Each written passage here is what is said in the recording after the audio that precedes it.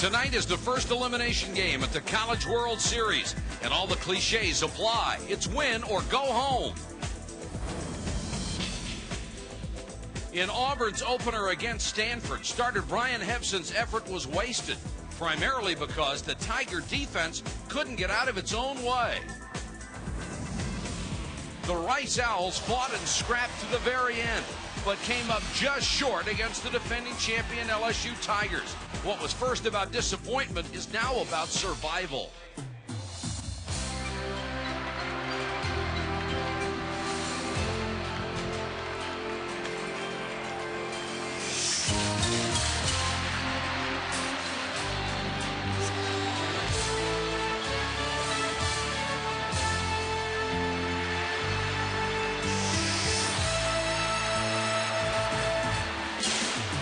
We're in Omaha, Nebraska for day 3 of the College World Series with Rice taking on Auburn. This is our first elimination game with the loser going home while the winner moves on to face Stanford. The Cardinal was beaten by LSU this afternoon. Tomorrow's games feature Miami and Alabama in the winner's bracket, while UCLA and Mississippi State are just one game away from elimination. Rice first baseman Lance Berkman, the consensus player of the year, showed some of his power against LSU with this blast off the center field wall. He also displayed surprising speed, turning it into a triple in the first series game.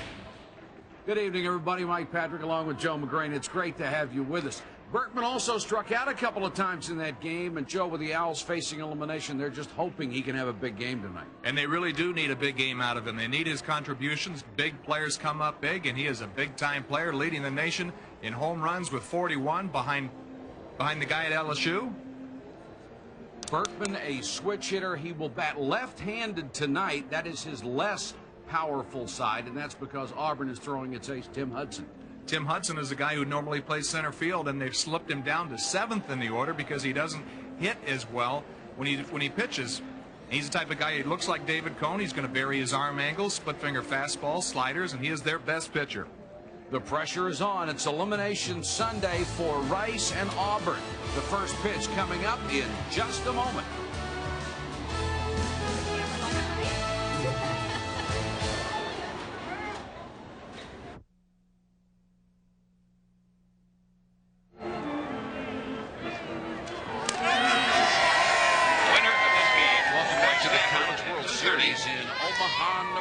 On Tuesday. Rice here under the command of Wayne Graham in his 6th year. He's taken them to 4 straight postseasons, and this is his first and Rice's first trip to the College World Series. Let's take a look at the EA Sports starting lineup for Rice. Jason Richards, the second baseman, leads it off. Shortstop Joseph Cathy bats second. Berkman, the big home run hitter, at first base. Bubba Crosby, the cleanup man, he'll play center. The right fielder is Will Ford. Justin Berg, the DH. Jacob Baker, the third baseman, next in the order. Tim McLaughlin, the catcher, bats 8th. And Ryan Matthews will make the start tonight in the left. Mike, Joe Cathy is the unheralded part of the order who made that valiant bunt attempt in the 9th inning to try to get on for Berkman in the last game. He tripped and fell, and it ended, but he's hitting .345, and he can handle the bat well. Tim Hudson led the SEC in wins and strikeouts. Comes in with a 14-2 record. He has fanned 162 in only 112 innings. And the SEC Player of the Year as a two-way player. He's their best hitter, and he is their best pitcher, and Auburn is at their best with him. He's the type of guy who's going to vary his arm angles. He's got a good split finger, a good knuckle curve. Just a gritty, scrappy type pitcher who's going to find a way to get it done, and he certainly has so far this year. And Joe, an outstanding ERA in this day of the aluminum bat, 3.05. Jason Richards will lead it off. He has one hit at the College World Series, 1 for 4, and has a season's average of .320. Hudson kind of reminds you of a smallish type David Cone. He's very, very lanky. He uses his legs and drives to the plate well. He's going to vary his arm angles. He's going to come over the top with his split finger fastball and his fastball, and he'll drop down to try to make it more difficult on right-handers. He sinks it, bores it in well on those right-handed hitters. So if he's on his game, he'll be jamming a lot of these guys early. They mentioned to us today they were a little concerned that he might be wearing down physically as the season drags toward its end. He's not a big kid, around 160 pounds. We'll have to see what kind of stamina he shows, although adrenaline, wonderful thing that it is, will usually keep you in there in a game like this. It is a beautiful thing, Mike, and especially knowing that they're going to go home. He can rest all summer if he wants to do that. 1-2 to leadoff man Jason Richards, who taps this one foul. I just wanted to finish up on saying that when a smaller guy has to work a lot harder to generate velocity, tall guys don't have to work as hard. They create better leverage from the 10-inch mound. And I think he's going to try to trick a lot of these right-handed hitters by changing arm angles. There's no doubting his ability to compete. They don't get to see a whole lot of sidearmers, especially ones with stuff this good. Just missed on the outside of the fastball. You can see that he's already locating very, very well. He's already made the adjustment to the mound, and very close pitch, trying to nibble and get that outside corner with his sinker. John Magnuson, the home plate umpire, wasn't buying that one. He bought that one. Called strike 3. This is what we're talking about in seeing Hudson with the right-handed hitters. He drops his arm angle down a little bit. You see that little knuckle curve? Calls it a slurve or a slider, and it's located perfectly, and that's going to get a lot of hitters out. And I'd love to have that pitch if I'm out there. You need a bigger bat to hit that one. Joseph Cathy, the left-hander, stands in. He's 0 for 5 over a game and wraps it down to short. Kelly comes up, throws, and got him 2 gone quickly. 27. We finally have a breeze here in Omaha. This is the predominant wind to left center. But it could be coming in at 20 miles an hour, and Berkman's not going to have much of a problem. He doesn't get too many cheap homers. When you hit 41, you can hit. In Houston's ballpark, with the way the wind blows there, it plays very, very large, and he can hit them out of a lot of ballparks. This type of strength, again, you said earlier in the open, Mike, his left-handed is not his natural side. But anytime you hit 41 home runs, you know you're doing it off a lot of right-handed hitters. You've done a good job. Took a big cut on that one. Here is left fielder Derek Reef, who was playing the shadow of the warning track. He's close enough to get a hamburger over there. Berkman has hit 23 of his 40 home runs from this side. But it's from the other side where he's hit 1 home run per every 5 at bats, which means I'd be throwing right-handers at him forever. Line drive, center field. Sullivan drifting to his left and makes the catch. Hit hard, but Sullivan able to chase it down. 3 up, 3 down for Rice, and we fail to score in the first. 0-0. Take a look at the EA Sports lineup for Auburn. Adam Sullivan, the center fielder, leads it off, followed by Rob McGrory, the second baseman. Jamie Kirsch at first, hits third. The cleanup man, Josh Etheridge. Chad Wandel, the third baseman, is the number 5 hitter. Derek Reef in left is 6th.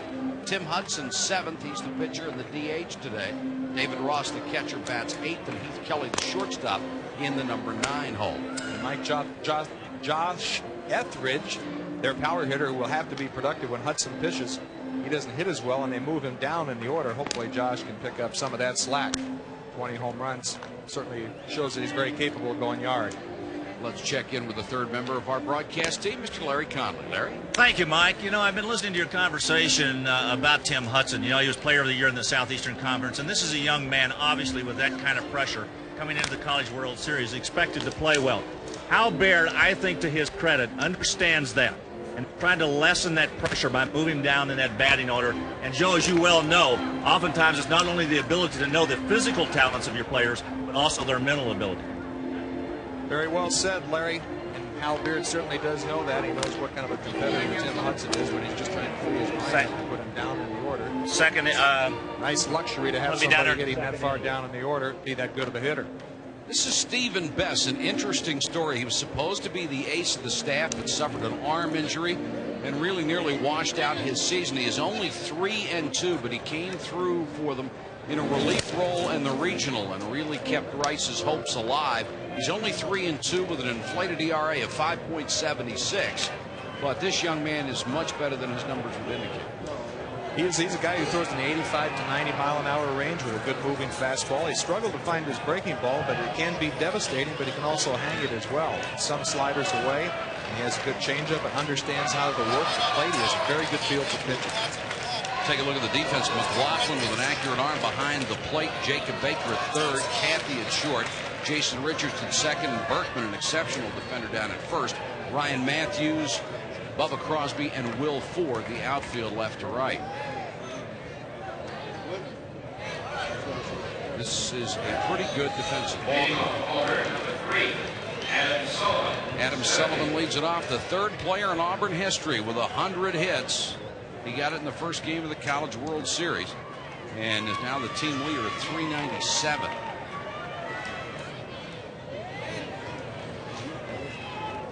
The nerves have to be jangling a little bit. Each team has played one game, lost it, and now facing a short trip home. As Mike Martin of Florida State used to say, lose two in a barbecue. Right back up the middle. Sullivan starts it quickly with a base hit.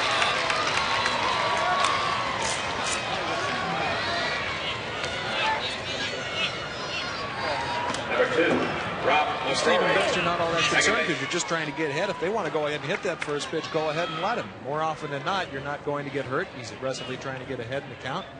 And Sullivan does a good job taking advantage of getting that good pitch to hit. Sullivan down at first. He can steal 15 out of 18 this year. And the best base runner is the current batter, Rob McCrory, at 373. He's trying to become the fourth Tiger ever with 100 hits. Only needs 3 more.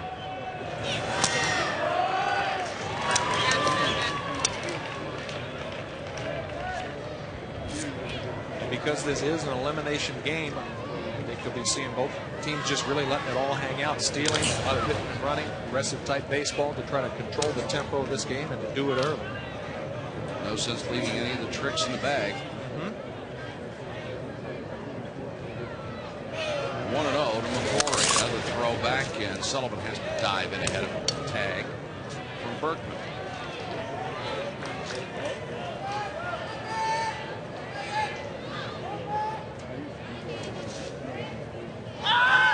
Runner goes, the pitch is inside. The throw will not be in time. Nice save by Cathy to prevent the throw going in from center field. McLaughlin really didn't have an opportunity to throw him out on that one. Well, the jump was huge, and he stole it on the pitcher. Got the great jump. Good release, good transition. Ball's on the other side of second base, although I think Sullivan was easily in there anyway. 16th stolen base of the year for Sullivan. Gets him into second with nobody out. Now McCrory, if nothing else, will try to hit the ball to the right side to get him over to third. Just took a couple false steps back, moved back in the box a little bit to try to get more of the plate. And he chops it right to second base. Richards throws it out, but he accomplishes his mission. That's an excellent point you made, Joe. He wasn't trying to fool anybody. No, he was taking a couple steps back away, trying to get off the plate a little bit to make the plate a little wider for him to drive the ball to the right side of second place to move it over. Good job of staying inside the ball, doing exactly what he wanted to do. Even with a pretty good pitch that jammed him inside, he made sure he was inside out and just pounded it on the ground to set it up for Kirsch. Pitch too high. Most of Kirsch's power in his 12 home runs came going to right and right center. McCrory has already given himself up and moved the runner over to third, fundamentally playing very well. All Kirsch really has to do is get the ball in play. They're conceding the run with back at every position. This is fundamental hitting. This is a situation that you definitely have to take advantage of because you don't know how many chances you'll get. Best took something off that and hung high, 2-1.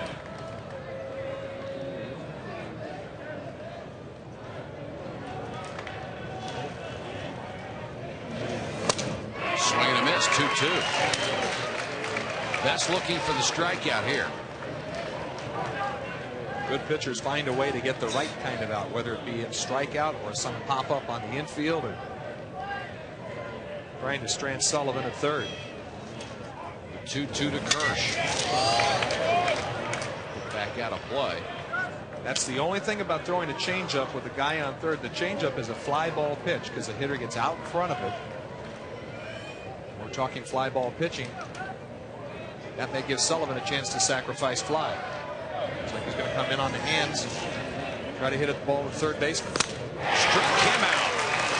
Big pitch from Stephen Bess. He needed it and got it. He's trying to either get the strikeout or get him to hit the ball to the third baseman, so Sullivan couldn't advance to home. I'll take this any day. A strikeout's much better. Blew that one right by him. Josh Etheridge now with 2 out and a runner at third. Etheridge, a .342 hitter, looking for his first College World Series hit. He was 0 for 4 in their opening game loss to Stanford. Leads the ball club in homers with 20. And he is a dead pull hitter. He sits and looks for pitches. He's got a high strikeout total as well as great power. It's slowly towards short. Cathy charges. So Bess works his way out of a jam after a runner reached third with 1 out. And at the end of 1, we are scoreless between Rice and Auburn.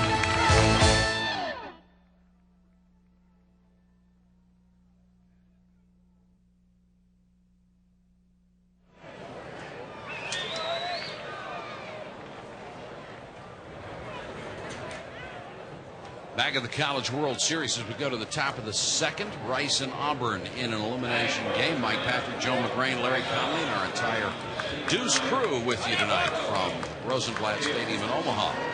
Perfect night for baseball, except for the right fielder right now. And it will be fine for him in about 45 minutes. First baseman and the right fielder will be battling the sun field for a while. Bubba Crosby to lead it off, hitting .350.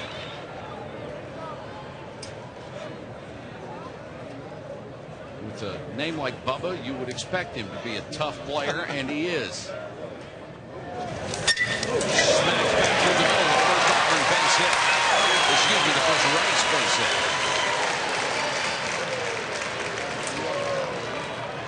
So a runner aboard with nobody out, and Crosby has his first hit of the College World Series. Hudson trying to throw that sinker on the outer part of the plate, leaves it up a little bit too much, and it's right up the middle. When that baby is flat, anybody's going to hit that one. High sinker, and again, when you throw from side saddle like he does, will get the force. First, not in time. Ford hustled down the line and just beat it out. Boy, that was a close play at first base. I thought for a minute that he might have got it. When that sinker is sinking, though, however, he gets a lot of ground balls, and it looks like a made-to-order double play ball, and Ford does a great job hustling to beat the throw. Yeah, he was safe.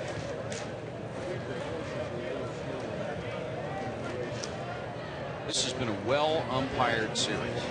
Exactly right. It sure has. And I am the first guy, as everybody knows, to jump on umpires or officials when they make mistakes. These guys have been terrific. That's what's great. Also, you have the best teams here, and you should have the best officiating.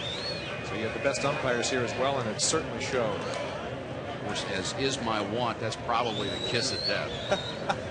McLaughlin stands in, hitting .293, had 2 hits in the first half. Runner goes and he chops it back up the middle to get the runner into second, and McLaughlin is thrown out 4-3. So they ran out of trouble there and got Ford into second base. And that'll leave it up to Justin Berg with 2 men out. Dwayne Graham said something very interesting this morning when we talked with him again. He said he told his players to embrace the game. And if you have ever played baseball competitively, that has a wonderful ring to it, because if you love baseball, you do embrace the game. You do, and it takes a love of baseball to do the fundamentals right, to do the little things right. Wayne Graham has always been a very good tactician, but also you're dealing with young kids here and everything. Respect and embrace the game and not showing it. That one will go to the backstop, and Ford goes to third with 2 out. That's a wild pitch on Hudson.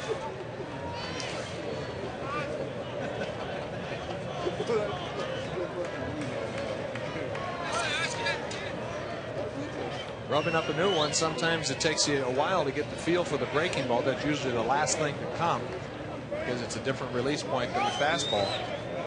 Tim Hudson was wild on that slider. 1-0 to Bird. Tap foul outside third. Did a good job coming back and making the adjustment there, making a good pitch. One of the other things Wayne Graham said about embracing the game, he says you have to love the game enough to watch people play and find out why they did what they just did. That's the only way you learn to play baseball. I think he's a great ambassador for the game. He's got a great attitude, and he realizes that he has young kids. Running 1 to Bird, chopped to third. Wandel.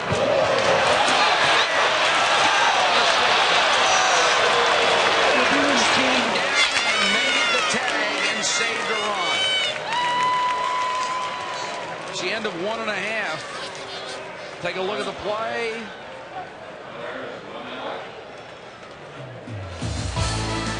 Very close. Nice play by Kirsch and got the tag down.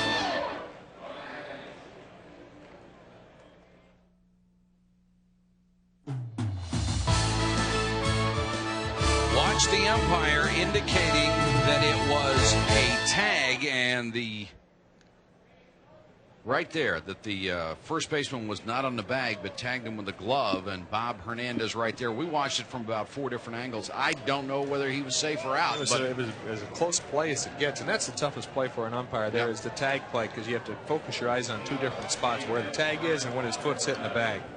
Well, one side of the field is going to say he's right and the other is going to say he's wrong, and they both have a decent argument at it. He could have called that either way and it still looked all right. Bottom of the second, no score. And Bass will face Chad Wandel to lead it off. 2 for 5 in his first College World Series game and got his average up to 319. Guy who gets the ball in play, had an excellent regional, made the All-NCAA Eastern Regional team. Bass gets the fastball in there at 89 miles an hour, 1-1.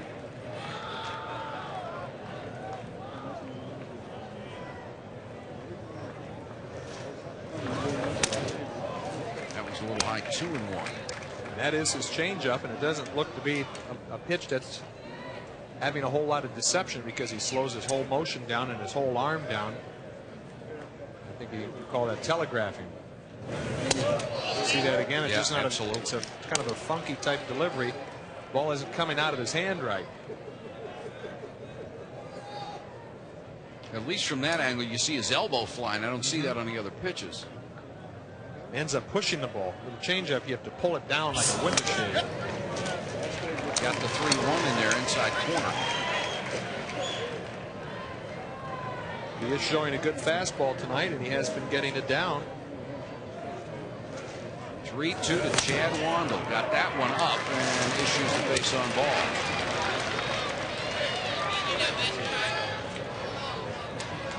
Final round coverage, we hope, of the Memorial, sponsored by Dean Witter, begins tomorrow at 1 p.m. Eastern on ESPN. Due to rain delays yesterday, third round play was moved to today, and they slogged through the muck and the mud to get that one in, and they'll try to play 18 tomorrow. The forecast not all that good from the middle of the country to the East Coast. It's just plain awful.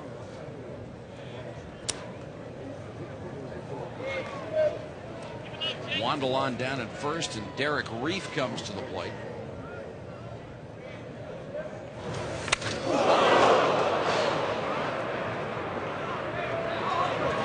Boy, he's very fortunate, able to pop up like that. When you square it around, it's tougher to get out of there. He is all right. Thankfully so. Boy, you can just hear the crack of the ball going against his batting numbers right there. Again, you're right, Mike. When you are bunting, the pitch is coming right at your head. There is nowhere to go. He's fortunate that didn't hit him on the back of the neck. Absolutely. He says he's all right. The trainers have checked him out. Oh, that sound just makes your stomach roll over. Reef is the emotional leader of this team. Wayne Graham, Hal Baird said he is convinced we are going to win the College World Series, and he's out scouting other teams, trying to find out their strengths and weaknesses. Sounds like he's getting ready to be a motivational speaker or something like that. Hal Baird is a guy who played in the big leagues, as well as an outstanding collegiate coach. He's only 16 wins shy of #1 all time at Auburn. He's in his 13th year on the Plains, his 18th year as a college coach. So now runners at first and second for Hudson. What a stroke of fortune here to drop your big hitter down to #7, and he comes up with 2 men on and nobody out in the second inning. And Best pours in the fastball. He seems to be crouching a little bit more than he did in the last game. In game 1, he was overmatched with fastballs on the inner half of the plate. He is a free swinger. He's the type of guy who's going to make sure that he gets 3 solid hacks up there. He takes a look at a ball right down the middle. He was 0 for 5 against Stanford. You're right, they handled him very well. Fastball on the inside part of the plate again, 0-2. I don't think he was expecting the velocity to be that good because he got that ball right by him.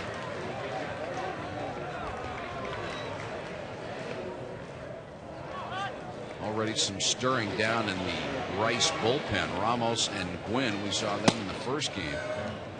Ramos is the left-hander. This is the story of an elimination game. They lose and they go home, so Wayne Graham is not going to take any chances. So the entire pitching staff is available if need be. Got him to chase a high change. That's a real break there. Went after a ball that was over his head. Hudson has been struggling so far here in Omaha, and that's a high tumbling changeup. Probably thinking it was going to drop down a little bit more. That's the split finger. You get to look at the rotation there. Maybe that's why we were getting those funny looks on those deliveries, because the ball was coming out funny. But it certainly was effective to strike out Hudson there. David Ross, the #8 man, now comes up with 2 on and 1 out. He's the young man who hit the storybook home run with 2 out in the bottom of the 9th to beat Florida State in the East Regional. Only a .230 hitter and only two home runs on the year. That's one he'll remember the rest of his life. The funny thing about that is the game was being broadcast on radio. The pitch before that was a foul tip, and the radio announcer thought it was strike 3, so everybody turned the radio off. The very next pitch, he hits that home run. Oh, that's a great story. That's cruel. Line toward right, base hit. Ford comes in. Rondo late to hit the throw with the fly, and Auburn takes a 1-0 lead. So Ross delivers again.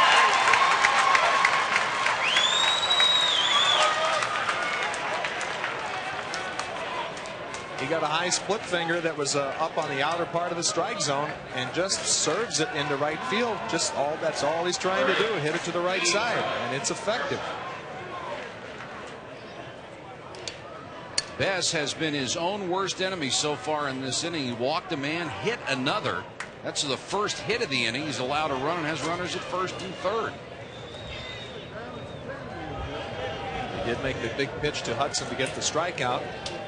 He still has a lot of work to do with Heath Kelly up. First and third, 1 gone here in the Auburn half of the second inning. The Tigers up 1-0. It's a squeeze, a safety squeeze. The runner won't go as it was right back to the pitcher, and Kelly shaking his hand like he may have gotten it on the fingers. Reef is saying, what is he doing? He's very wild on the inside part of the plate. That's twice Auburn runners have been squaring to bunt and have had to try to get out of the way of it. The ball is just boring right in on him. It's a bit of a safety squeeze. Wow, he's lucky that he didn't get hit in the head too. Boy, he's lucky he's got fingers, too. You hate to see guys wrap their fingers around the bat. That is, I mean, they're supposed to teach you that at 8 years old. You don't do that. Line foul outside of first. 2 gone now with runners in second, third on the top of the order on Sullivan, who singled to start the ball game.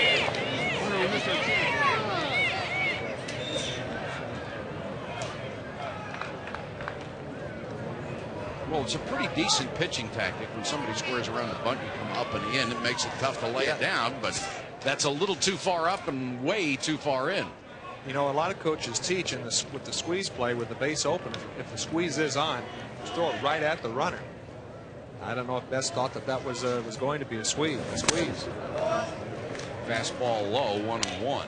Because Reed didn't show any offer at all advancing to home.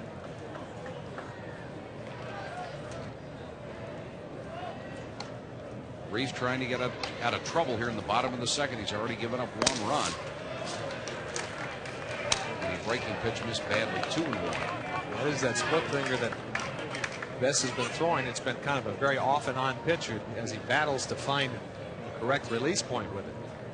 Struck out Hudson with it, even though it was left up in the strike zone. Looks like he's kind of pushing it out there as opposed to letting it just pop out of it like a good split finger fastball does. It sure isn't doing much on the way up there. Fastball, he's got a good one of those. I mean, that's kept him in the ball game so far.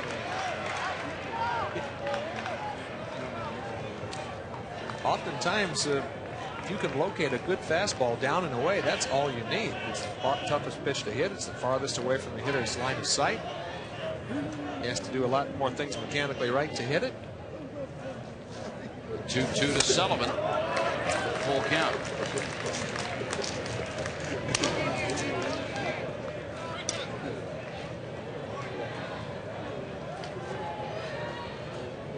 Even though first base is open, I certainly don't think he's trying to pitch around and walk Sullivan. He wants to get him out. Really can't afford to put him on with the meat of the order coming up this early in the ball game. Already down a run. He's already issued 1 walk in this inning. Missed with a 3-2. That's his second walk. So they're loaded with 2 out. Even though there is 2 outs, Mike, this is a great opportunity for Auburn to get a couple of runs here. McCrory, a very good hitter, very contact oriented. He's their best runner. He's a tough guy, especially at the plate. Takes a lot of hit by pitches, and he makes the pitcher work. In their loss to Stanford, Auburn was 0 for 13 with runners in scoring position. They stranded 14 runners, and in their last 6 games, they've stranded 74. And if they missed this opportunity, it could come back to haunt them. Al Baird mentioned they just did not do a lot of things well at all against Stanford. Team defense was not good. Their situational hitting was not good. Although Hebson threw pretty well, only giving up 2 earned runs. 1-1, missed outside. Excuse me, did not miss outside. 1-2. The runner down to third is Reef. Ross over at second base and Sullivan at first. Home plate umpire John Magnuson has shown liberal use of the outside corner. Struck him out. Put 2 pitches in the same spot and got 2 calls to get out of a bases loaded jam. But Auburn gets a run courtesy of a base on balls and a hit batter. It's 1-0 Auburn.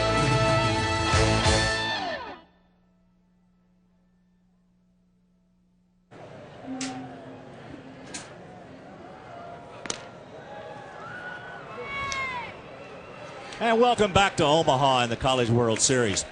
You know, one of the things that's been introduced in college baseball in 1974 was the aluminum bat. And you would expect that because of the economic reasons the colleges would adopt it.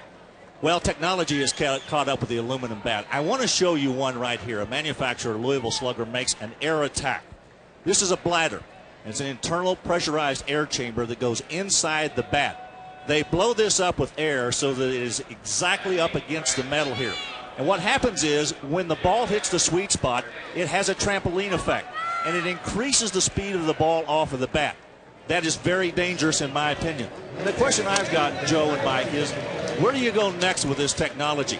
Is there a safety factor involved here because of the strength and the power of these players? They're much stronger than they were in '74, and I know you have opinions about that. Larry, I'll tell you what, you're going to have guys at the corners, and the pitchers are going to have to wear suits of armor, or they're going to be taking them off in stretchers. It's unbelievable. That insert in that bat, I wouldn't go out to the mound without a jousting outfit. Swing and a miss, 1-2 to Jacob Baker, who was 2 for 3 in his first College World Series game at .362. And we'll have more on this throughout this ball game because it's become a big issue in athletics. I think it's completely out of control, and Larry's exactly right. There's nowhere else to go with this technology. It's already coming. The balls are already coming off the bat over 100 miles an hour. You're dealing with reaction time of people not being able to react that quickly. And absolutely, I think it's starting to become a safety issue. Sidearm breaking ball just low, 2-2. Well, your point about the reaction time is very correct, because a baseball can be a lethal weapon coming at speeds of that velocity. 2-2, foul tip struck him out. I'll take you back to the Midwest Regional last week. Harvard against Stetson. Watch Harvard first baseman Peter Albers hit right in the face, and simply because the ball was coming so fast. Fortunately, he was all right and able to play the next day, but they're talking about getting bats that get more velocity than that, and I think you're endangering athletes at that point, and you're doing it unnecessarily. Absolutely. One thing Hal Baird does do, as an you saw a look at some of those wooden bats in there, he likes to hit with wood bats a lot because he thinks it is a great tool, and it really is a humbler, especially, you see the wood bats there, especially after using these aluminum bats. The aluminum bats don't reward a good swing, or they reward bad swings oftentimes. You get jammed and hit a ball on the trademark, and the ball goes 375 feet. This is Ryan Matthews, standing in, 5'11" freshman from Houston, Texas. And a good utility player for them. Has some speed, hitting .283 coming in.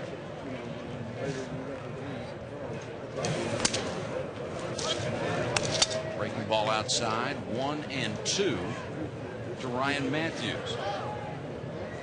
0 for 1 in the College World Series, used as a pinch hitter in the loss to LSU.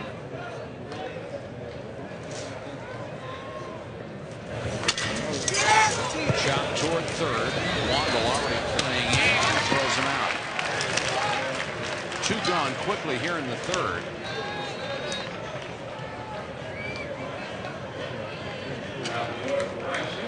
The shadows there at third base, you can see when the ball goes from light to dark, it makes it tougher to even track the ball. I know it's tough to track the ball as a hitter when the pitcher's out there standing in the bright sunlight, and then it goes to the shade. Imagine what it's like for the third baseman if somebody's going to really get a hold of him. Yeah, I think if you're a third baseman, you really have to love to play baseball. You know, when they tell you to come into the edge of the grass. This one's hit to deep right. Etheridge drifting near the warning track, and he'll make the catch. Jason Richards out on the fly ball, and Rice is done in the third. The Owls have yet to put anything on the board. They're down 1-0.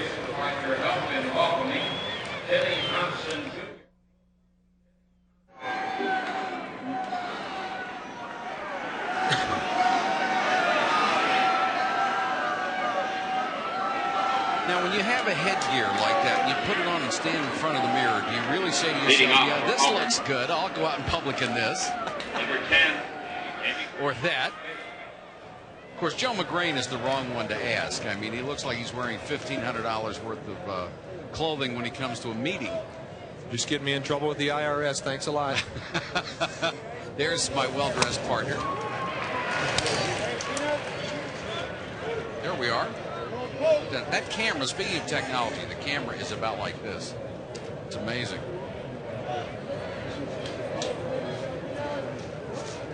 Kirsch leading it off for Auburn in the third.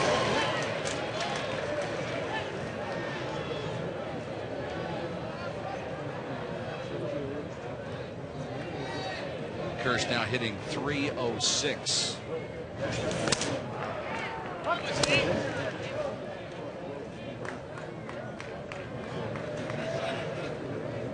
Moved up to number 3 in the order when All-SEC catcher Casey Dunn fractured his wrist in the regional. That's a terrible break for the Tiger, much like Alabama losing Roberto Vaz.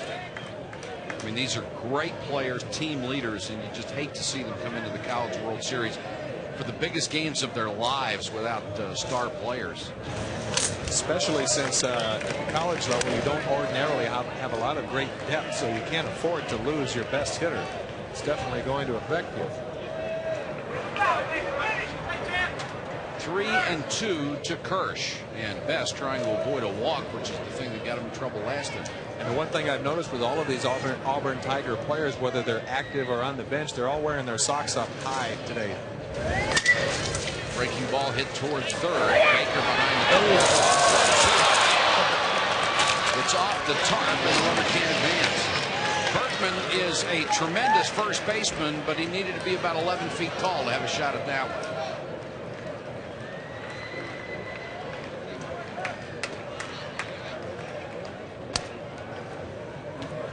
Get a ball going down the third base line. He has to set his feet. Sometimes when you don't get back on your front side, much the same way in pitching, the ball goes high. You have to get back over your front side with a flexible front leg, and that has a lot to do with that high throw. Baker has the great arm, but as you can see, he can be quite erratic. So the leadoff man is on for Etheridge. Wayne Graham is not wasting any time as there is more activity in the Rice bullpen.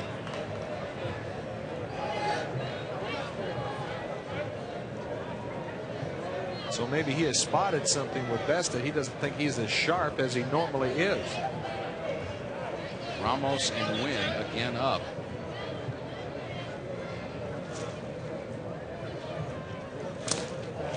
In the dirt, blocked by McLaughlin.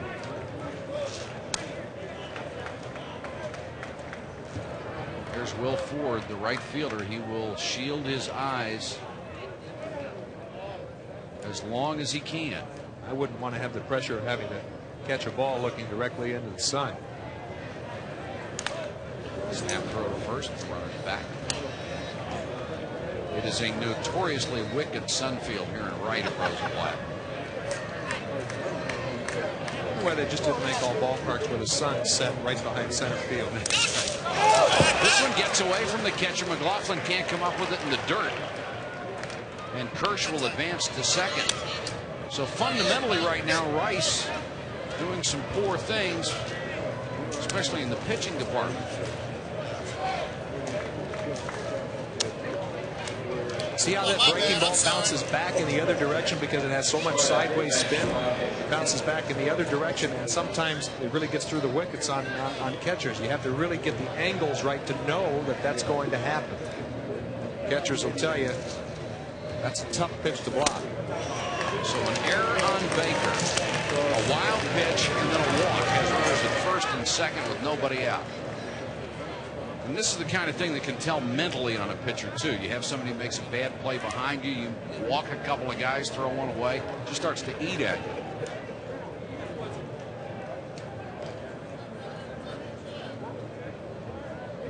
Of course, our College World Series action will continue tomorrow. We'll start at 3:30 on ESPN. The Hurricanes against the Crimson Tide of Alabama. And at 7:30, we'll be back on the Deuce. UCLA taking on the Bulldogs of Mississippi State. Excuse me, that's also on the mothership at 7:30.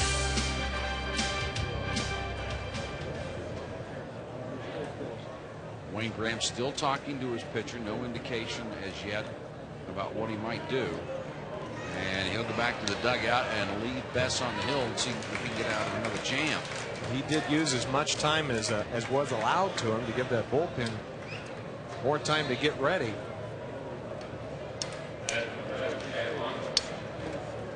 As you pointed out earlier, there will be no limit on the number of pitchers that are available to pitch in a game and try to win at this point. Once you're in the loser's bracket, you have to use them all. Wandel as they make the play to second base, and Kirsch gets back ahead of the throw. That's one thing Auburn Tigers cannot afford to do, is to get sloppy on the base paths, because a pickoff right there could take them out of what could be a very big inning. Auburn is now 1 for 20 with runners in scoring position in the College World Series. Wandel squares as if a bunt and takes a fastball for a called strike.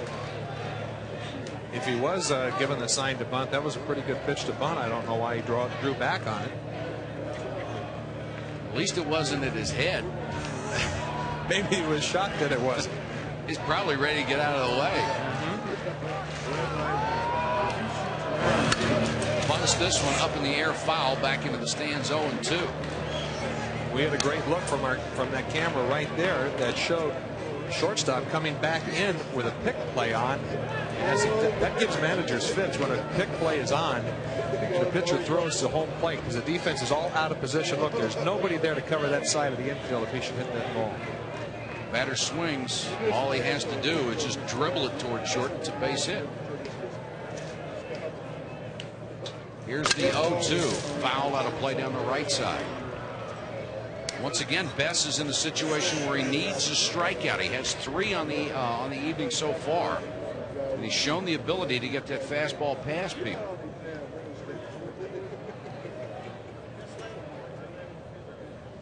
Well, he's done a good job getting ahead in the count when he has to, and it's redundant to say he needs that strikeout. I don't know why he's fooling around with Kirsch at second base. Put your focus right on Wandel. Try to get him out of there.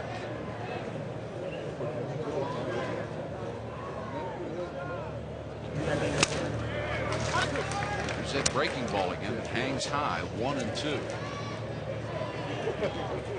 Some people that were here for both games probably used a whole lot of sunscreen because it was beautiful today. I was going to say, you better have the SPF 30 out. 1-2. Let's see if he gets back to the fastball. He does. It's popped off the right side. Berkman giving chase, can't get there on top of the dugout. Now, when you're throwing to a guy who was shown he can't get around on your fastball and you've had the success, my question is, does it make any sense to go with anything else? Just like in football, when you hand the ball off to the running back and he runs 5 yards, just keep doing it until they stop you. His fastball has been his best pitch so far.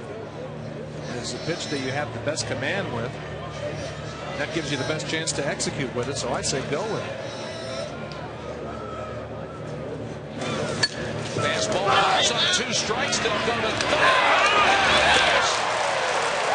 Heck of a play by Bess as he leaped off the mound, made the throw to Baker, who stood in there against the slide and got the force. Nicely executed. Oh, that was very, very surprising with 2 strikes bunting there in that situation, but Bess is ready for it and thinking third all the way, which is what you have to do. No hesitation. Good footwork to get his body around, to turn around and make an accurate throw. Nice play.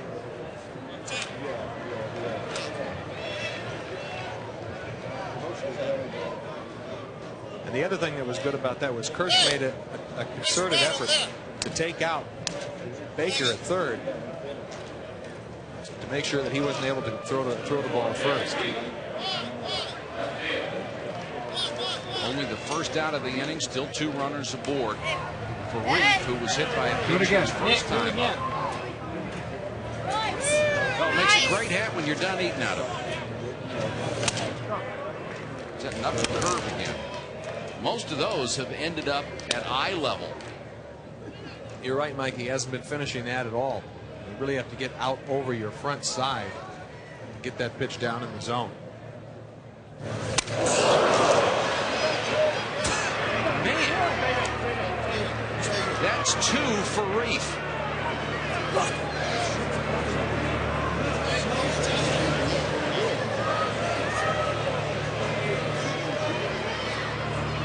Holy cow.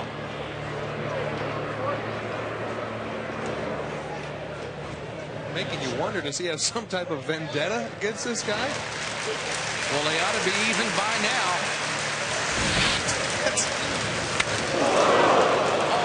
In the second inning, and now certainly doesn't want to hit him and put him on. No, because it loads the bases. We have this super light, super strength aluminum. You should get a helmet made out of that with the face mask. And you're not going to get many guys volunteering to pinch hit tonight. I mean, you know. No, I'll go play in the field, Skip, but I'm not going to grab a bat. Now Hudson with the bases loaded. They struck him out the first time, and Hudson has not had good cuts here in the College World Series. He is currently 0 for 6.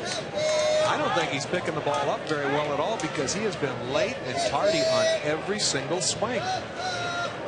And Best desperate for another strikeout. This will hit inside the back. This will get at least 2 runs. Getting it out of the corner. 2-run score. It's a double for Hudson. And 2 RBIs.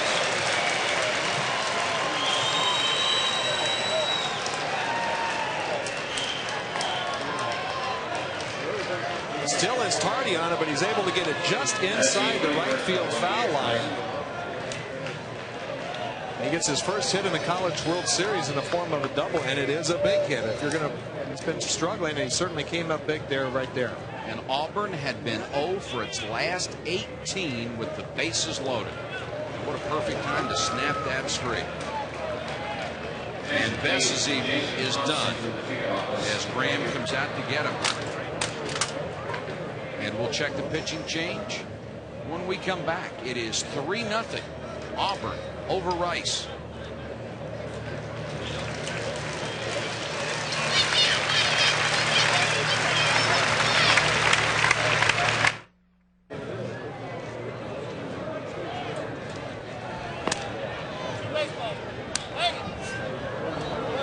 It is 3-0 Auburn, and these have been courtesy runs from the Rice starting pitcher Bess, who is now gone. Mario Ramos is on in his place. The young man making his 23rd appearance. He's won 9 and saved a game. An ERA a shade under 5. Struck out 90 and 110 in the 3rd innings. He's a guy who can hit 90 on occasion. He's got a lollipop curve, and sometimes his problem stems from overanalyzing situations. He's very smart guy, like most left-handers are. Sometimes thinking a lot can really hurt you.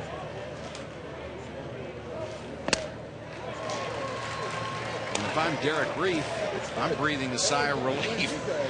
I got a chance not to get plunked the next time up.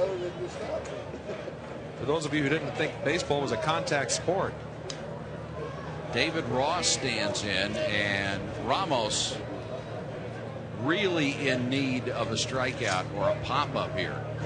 Trying to get out of the inning, gets a foul tip, 0-2. Ross had an RBI single his first time up. Have to feel sorry for Best because the young man hasn't been able to pitch the way he wanted to all year with that injury. Has had very few starts, and you can't really expect him to be all that sharp.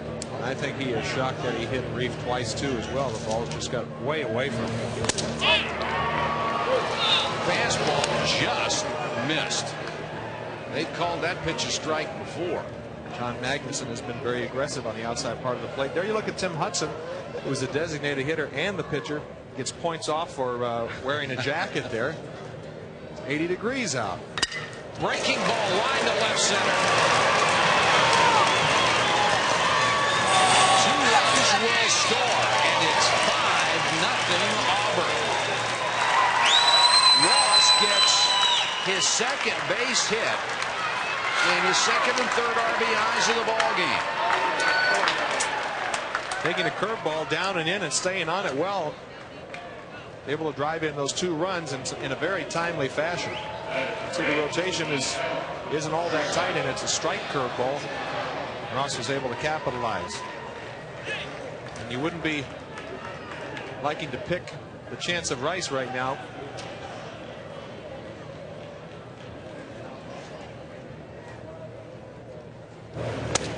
Kelly, the number 9 hitter, takes a called strike.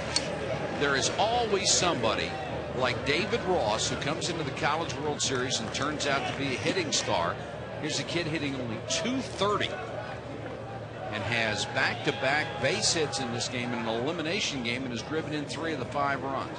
That's what's so neat about it is whoever can get hot at this time, because it is such a short series. You have a lot of unsung heroes. He's the kid who hit the home run to beat Florida State. So talk about big game players. He is 2 for 4 overall in the College World Series.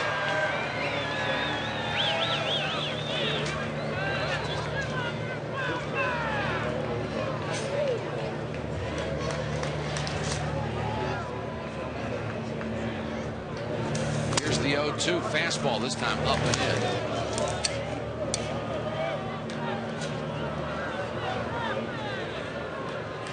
Ramos in relief of Stephen Bess. Fastball foul back.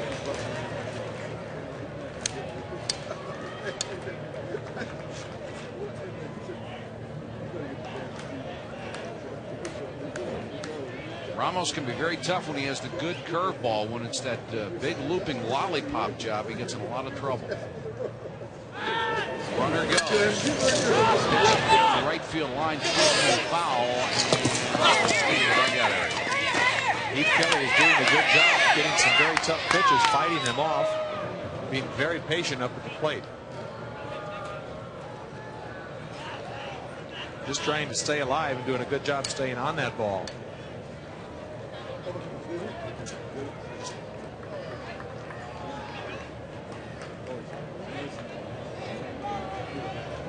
Three of the runs that have scored so far in this game have been batters who have walked or been hit by a pitch. Hit in the air down the right field line. Big chase by Berkman, can't get there. Berkman will be very prominent next week in the Major League Draft. This kid is going to make somebody a very fine ball player, not only with his bat, he's an excellent first baseman defensively. Scouts have said he's sure to go in the top 10, maybe the top 12 picks. And a lot of times scouts get into trouble because they wonder, how can you evaluate a guy with an aluminum bat? He's leading the nation with home runs, but he's the real deal. Played in the Cape Cod League where they used the wooden bats, and he was crushing everything there too. Hit for high average at .352 in the Cape Cod League, which led the league. So he's proved that he can handle the wooden bat.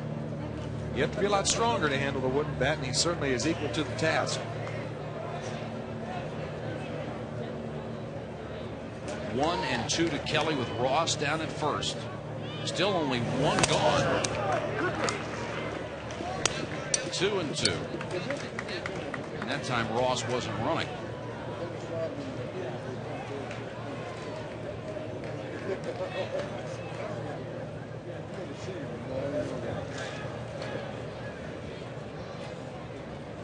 Ramos throws over.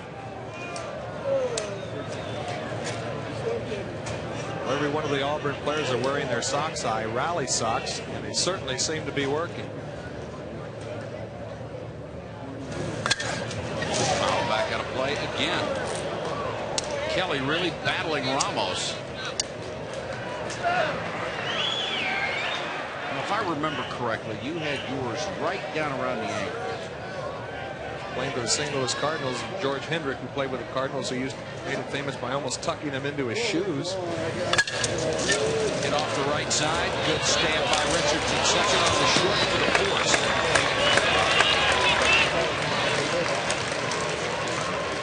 Well, the reason why I wore them down around the ankles, Mike, is it was very slimming that way. I would look like a pulling guard if I wore my uniform with the socks like that.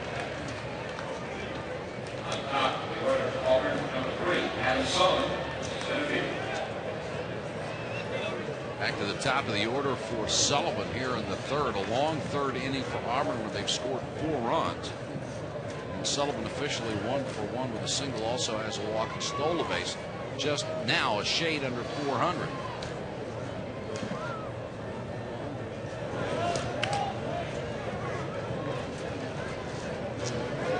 2 gone. Ramos trying desperately to get out of the inning without any more damage to give his team a chance. They'll still have 6 at-bats to come back. And Berkman should have at least 2 or 3 more at-bats. And Hudson loosening up again because the inning has been that long.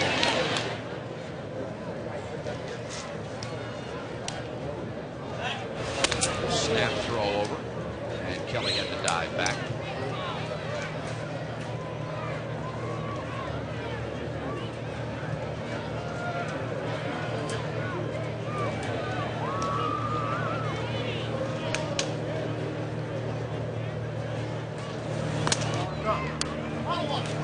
Oftentimes when a left-hander or a right-hander will try that slide step and shortening up his delivery, the back leg ends up collapsing, and it's hard for him to get back on top. That's why the pitch sailed up and away.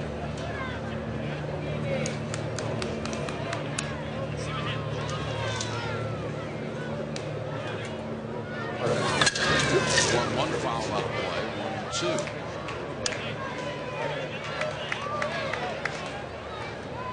Sometimes I can't help but feel that pitchers pay so much attention to a runner and do so much damage. The runner doesn't have a bat in his hand anymore. You need split concentration, but most of it should definitely be on the hitter. It's often easy to get distracted. Wayne Graham says at times Ramos can be a little too analytical. Right guy. Runner goes, pitches a ball, and the throw to second. Oh, he's on it. He's safe. And I have time. Nearly got him as he overslid the bag. But a stolen base for Heath Kelly. He's in the second with 2 out. He gets a great jump on Ramos. And throw coming in bouncing. Oftentimes with this infield, as being as fast as it is, sometimes you slide a lot farther than you ordinarily would.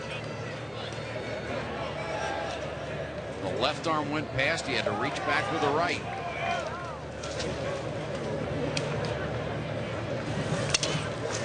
Off speed pitch fouled out of play. Count rides at 2-2.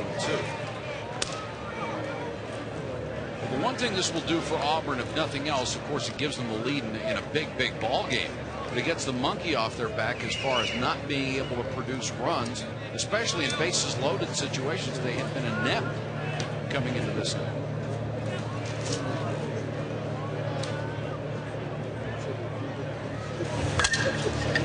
Foul out of play again. And the Rice Owls did give them, with the hit batsman and an error to start the inning, they did a good job of capitalizing on Rice's mistakes. He created so much momentum, but just barely gets back in time. That's a great call. The umpire never gave up on him. He stayed employed. The hitters have done a good job hanging in there in this inning. The two Auburn pitchers have thrown 39 pitches in the bottom of the third. That's 40 in the the end of the inning, but the damage is done. 5-0 Auburn. Berkman comes up in the middle of the order.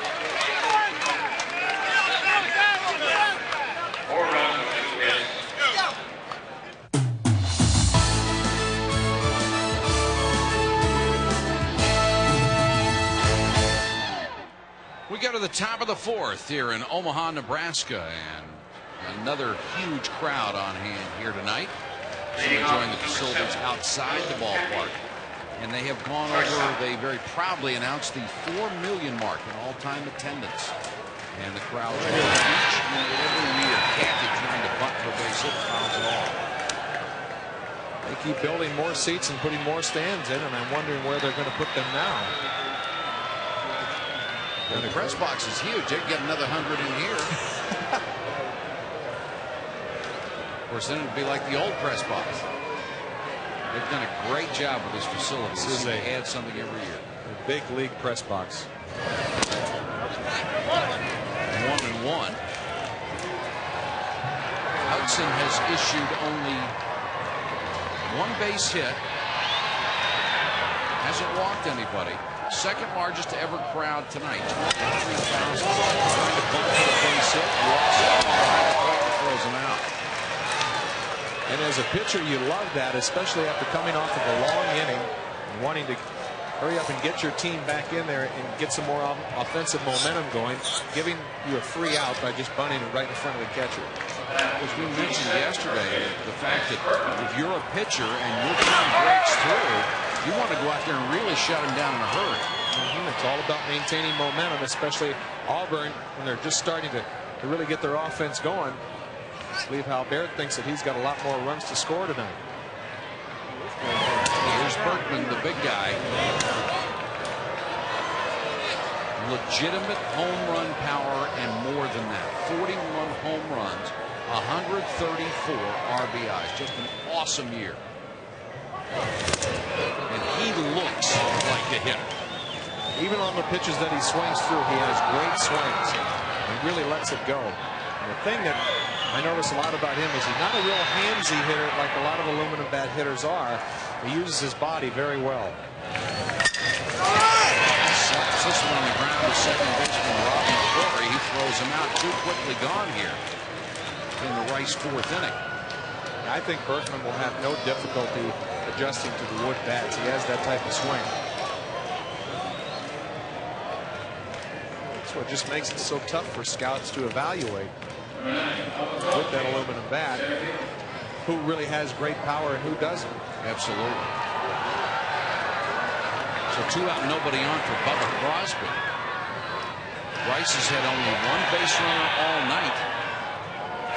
Auburn has had 10 and scored 5 of them. What's really impressed me about Hudson tonight is he really has a good feel for pitching, going back and forth with speeds, in and out. It really looks like he knows how to pitch. If he wins tonight, it would be his 15th in the team's 63rd game. So he is winning 1 out of every 4.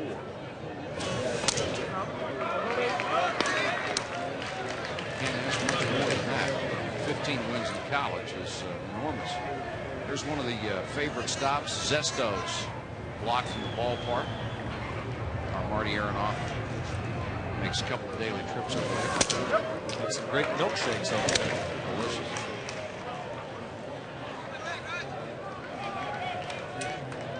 Of course, I'm on a health kick now. I never have more than 3 a day. 3 and 1. Now 3 and 2. Big swing and a miss by Crosby. Same with me, but I got to do that to keep my weight on.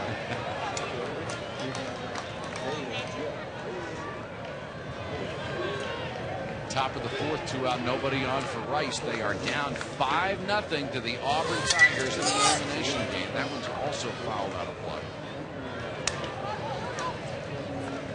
Sound like you made that same easy New Year's resolution I did. Gain 10 pounds. You can do it by about the 15th of January. Doesn't seem to work for me eating red meat and cheese all the time. Crosby hoping to get something started. Fouls it again. Really impressed by Hudson. Even 3 and 2 is control, and he's confident enough that he's just trying to locate. He's not really trying to throw it all that hard. Now look where he is on the rubber. He's on the first base side of the rubber. Why? Because he has a great right-handed sinker and uses more of the plate if he pitches from that side. On the ground again, McCrory at second base throws out Crosby, and Rice goes quietly in the 4th. 1, 2, 3. It's 5-0 Auburn.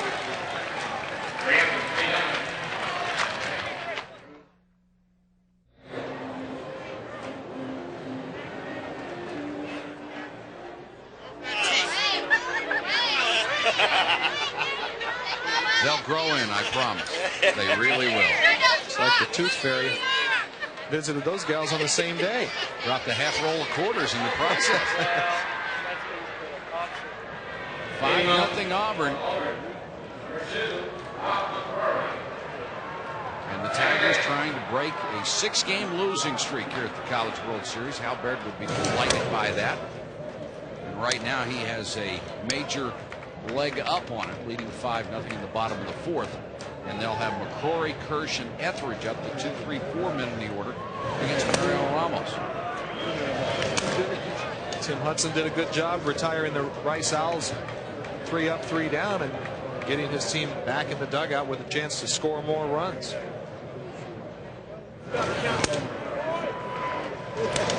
McCrory does not have a base hit yet in the College World Series. Excuse me, he has 1 hit. It's a triple. He is 1 for 5 overall.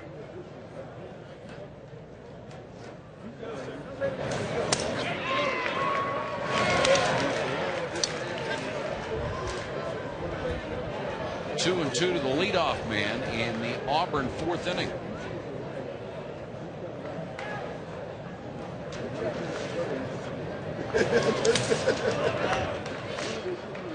Full count now to McCrory.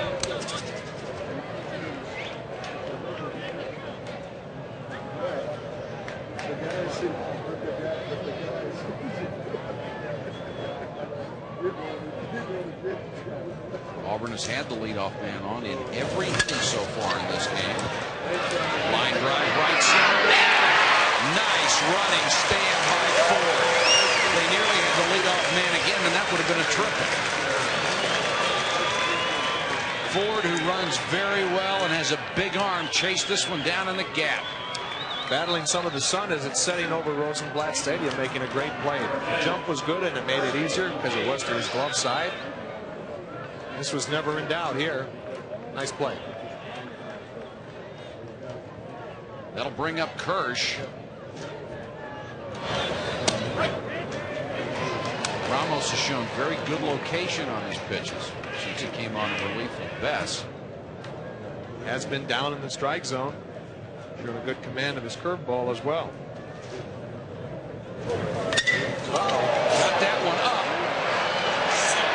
And Matthews just watches it.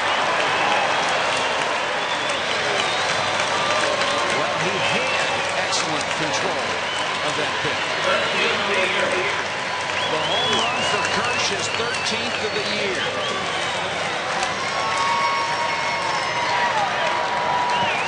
Auburn really starting to work Ramos just throws kind of a lollipop, lazy strike curveball. That is wheelhouse material there. Kirsch really turned on it, and Ramos knew it was on the moment it was hit. So it's 6-0. The Tigers playing with much more zeal and much more efficiency than they did in their opening game loss to the Stanford Cardinal.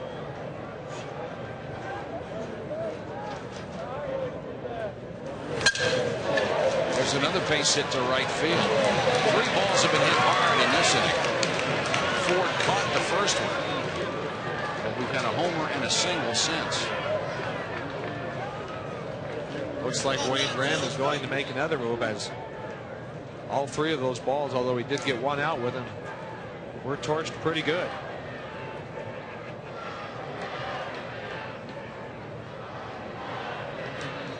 And he will make a change, trying to keep the game from getting out of hand and keep his club within a reasonable distance of the Auburn Tigers. But it's already 6-0 here in the 4th. We'll tell you about the pitching change when we come back.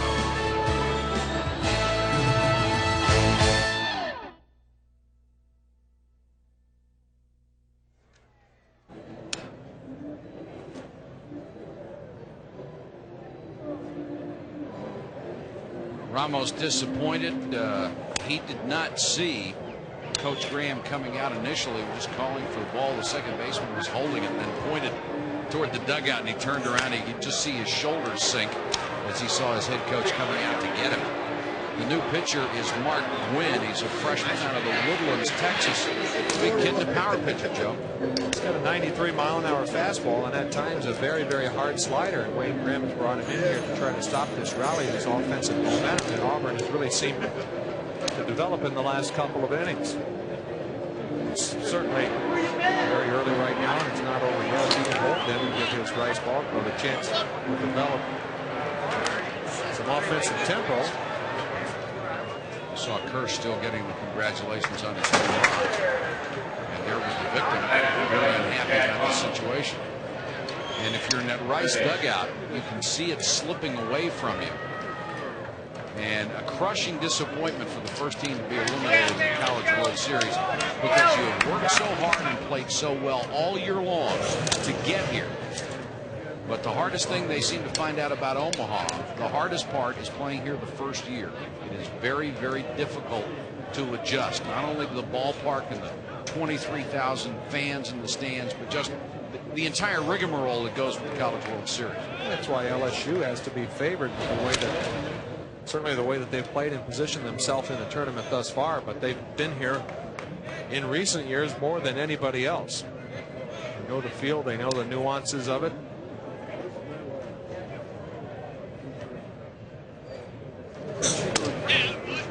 Breaking ball caught the corner, 1-1. Goodwin can be difficult to catch sometimes because that fastball has such good late movement on it. Wandel has walked and hit into a fielder's choice.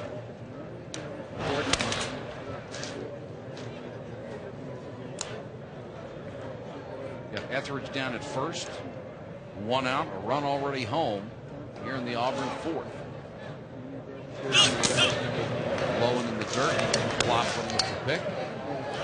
And the gun says 87 miles an hour. That one looked quite a bit faster than that. They say when you throw a ball in the dirt that it registers 1 to 2 miles an hour faster than it does in a normal pitch. If that was 85, my eyes are deceiving. There was a breaking pitch for 2-2.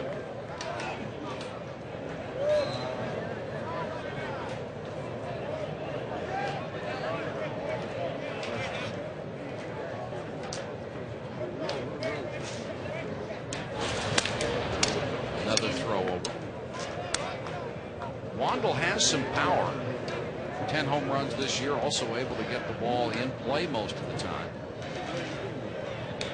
Hitting .319 coming into this ball game. Again in the dirt. Nice stop by McLaughlin.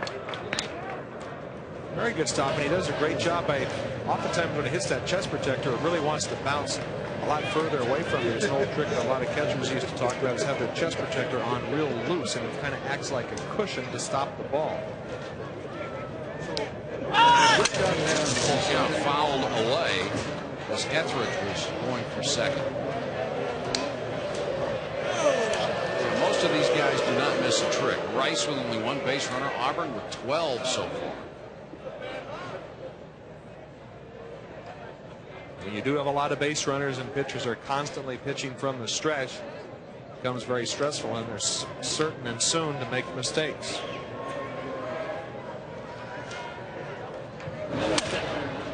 Wandel has to dive back, or Etheridge has to dive back again. The face tells the story of Wayne Graham. Etheridge goes, and he lost him on a walk. So Auburn's rally continues, and here comes Derek Reef. Surprised he didn't come up in a shark cage. Let's go back to the second inning. Squares to bunt, gets drilled in the head. Gets drilled in the third, and it's not. I mean, it's not funny. No, it's not. But baseball players have the sickest sense of humor of any human beings on the face of the earth. They laugh at guys getting hit, and you can only laugh when he's not hurt. And Reef is just mad. You can understand why. And you think he was doing his best to stay loose in there. He can't watch. That's right. If I was Reef, I couldn't watch. He's got a little happy feet right now, with good reason. Takes a breaking ball low, 1-1. Of course, his unprintable comment after the second time he got drilled was right on. I don't blame him. Fastball is low, 2-1. And Bess was the guy who plunked him twice. We'll probably be asking him in the press conference afterwards which one in the head hurt the most, the first or the second. Reef's just hoping it's not the third. He wants not real part of it, no part of anything on the inside half. No, anything inside he's not real thrilled with right now. And I can't blame him a bit.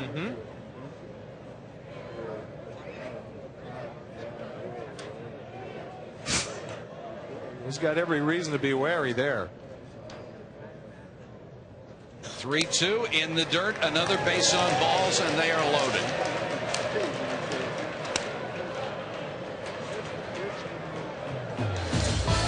Stanley Cup playoff action faces off Tuesday night, 7:30 on ESPN. The quest for the Cup. And at 8 p.m., the Flyers look to even up the series against the Red Wings. Game 2 in Philadelphia. It's been a magical season for the Red Wings. The club that was supposed to win it a year ago, and I think a lot of people wrote them off this year. They were just magnificent against the Avalanche. Well, Christmas comes early for Auburn. They have been the beneficiary of it.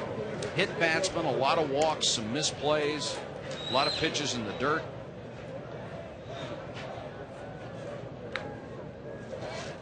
Bases loaded for Hudson again. The last time in this situation, doubled inside the first base line to drive home a pair. And Reef down at first is just happy he got there without being hit in the head.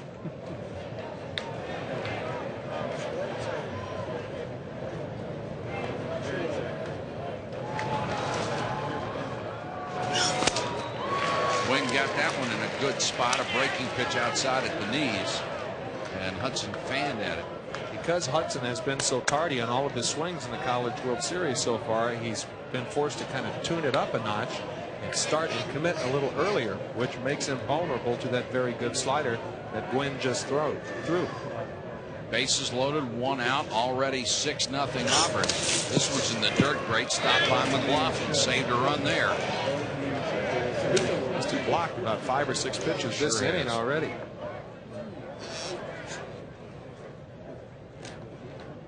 The Rice pitchers have just killed themselves.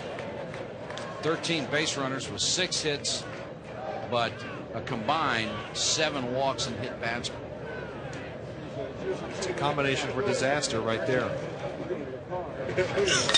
Fastball hit the air to center field. Crosby going back deep enough to get a run home. And it will be 7-0 Tigers. Sacrifice fly for Hudson. He has 3 RBIs in this ball game. Ross also has 3 RBIs on a pair of singles.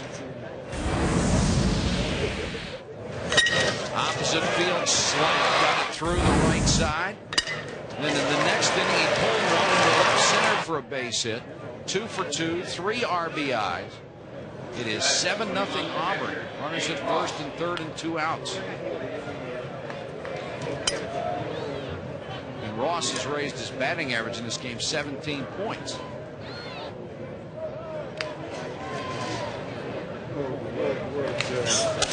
Wanted to bunt his way on that time. I don't know why he would want to be doing that in that situation. 2 outs, you got a guy on third, try to drive him in.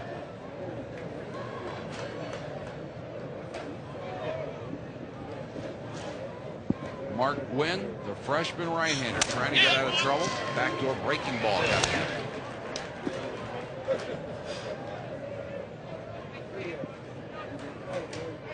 Gwynn does have good stuff. Like we said, he does have that good fastball, and so far he's got a nice tight breaking slider, but he's just had trouble with the command of it, which is not all that unusual for a freshman. Does have good potential, and he's got a nice arm.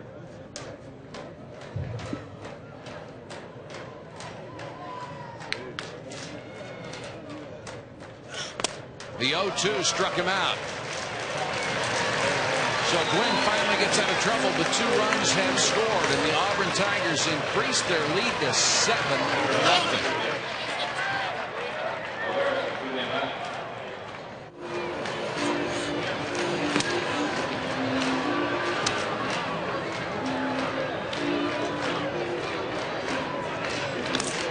It is 7-0 Auburn as Rice has been limited to 1 hit as we go to the top of the 5th. in an elimination game in the College World Series. Here are the brackets. In bracket 2, Alabama and Miami, both 1-0. They'll be on tomorrow at 3:30 on ESPN. And then the elimination round, UCLA and Mississippi State, each one game away from going home, 7:30 on ESPN. Also tomorrow night, join us for both of those ball games. UCLA, a big hitting club, but their pitching staff really killed them in the first game, issuing a record 16 walks. I guess they ran out of free razors. I think that beard was grown during the first game yesterday.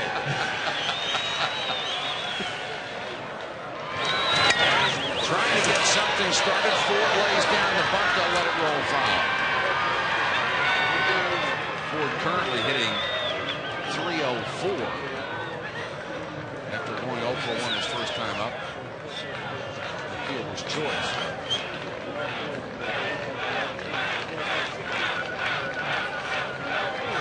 Auburn simply hasn't been able, Rice simply hasn't been able to hit the ball hard enough and often enough to test Auburn's defense, which was very shaky in the first game. And you have to credit Hudson for the way that he's been executing, locating very well with that good sinker, trying to go outside again. Down. This one's bobbled at first by Kirsch, but the pitcher hustles over there and Hudson gets the put out. One gone, 3-1 official. Hudson, a good athlete, getting over there, doing his job, covering first like he should. Had plenty of time. Kirsch makes a nice toss. Something that pitchers and first basemen practice endlessly. Hudson has done a beautiful job keeping the ball down there. And 3 balls hit to the outfield the whole game. Using your defense, throwing ground balls. When he doesn't locate perfectly, the ball still is down first. So he's in a much better environment for success. Fastball in there that time. 2-1.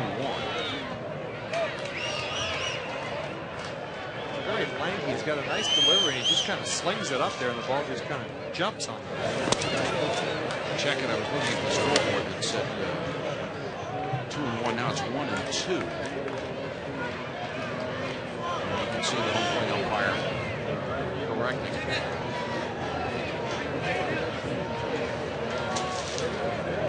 McLaughlin up with nobody on, 1 out here in the Rice 5th, and the Owls really need to get something started.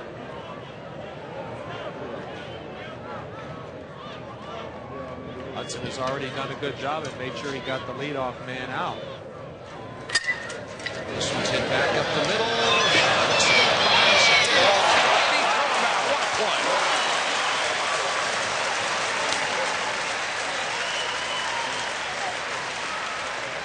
That does deserve applause. That is a fantastic play. The thing that is great about it is he slows down his momentum, which was carrying him towards second base, by turning and doing a quick little pirouette move here.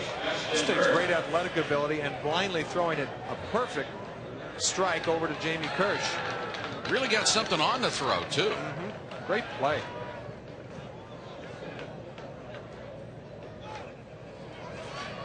And that's something the Auburn defense didn't show the other day. They weren't even making the routine plays. Here's Etheridge on a fly ball into foul territory. He'll make the catch. 3 up, 3 down for the Owls. They trail the Auburn Tigers 7-0.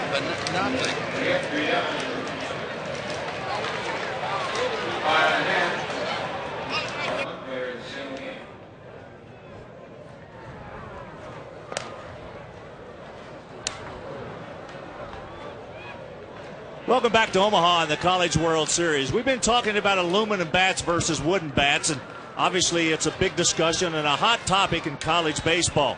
They use aluminum bats exclusively in the college game, and it's one of those things when you look at the aluminum bat, the high-performance bat that I showed you earlier with the bladder in it, well, it projects the ball an extra 10 to 20 feet, much more than the traditional aluminum bat. So this week we decided to conduct some non-scientific research of our own. We matched traditional wood with the air bladder bats and recorded the speed of the ball off the bat with a consistent pitch speed of 80 miles an hour.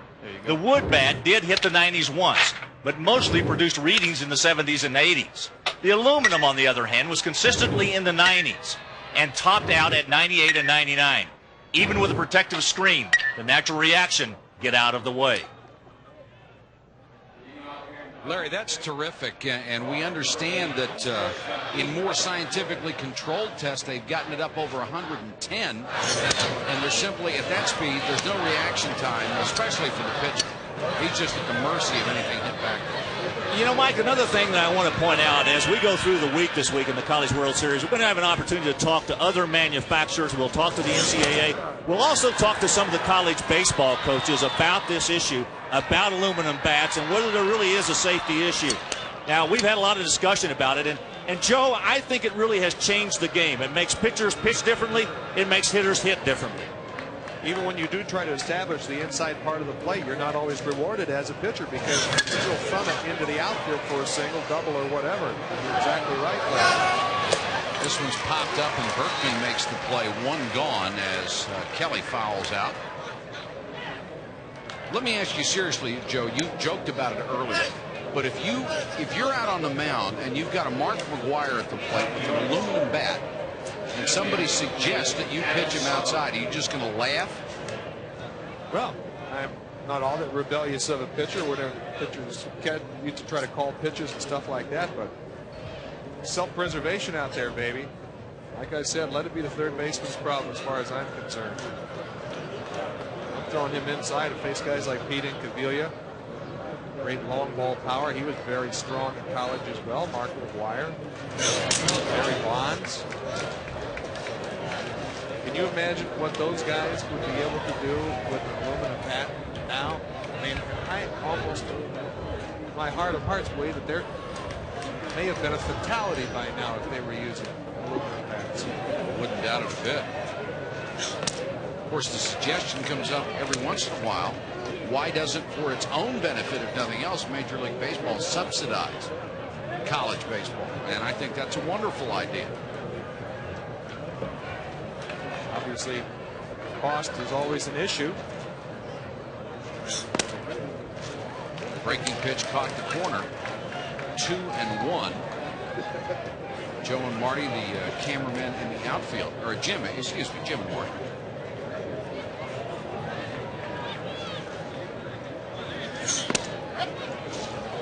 This with a fastball.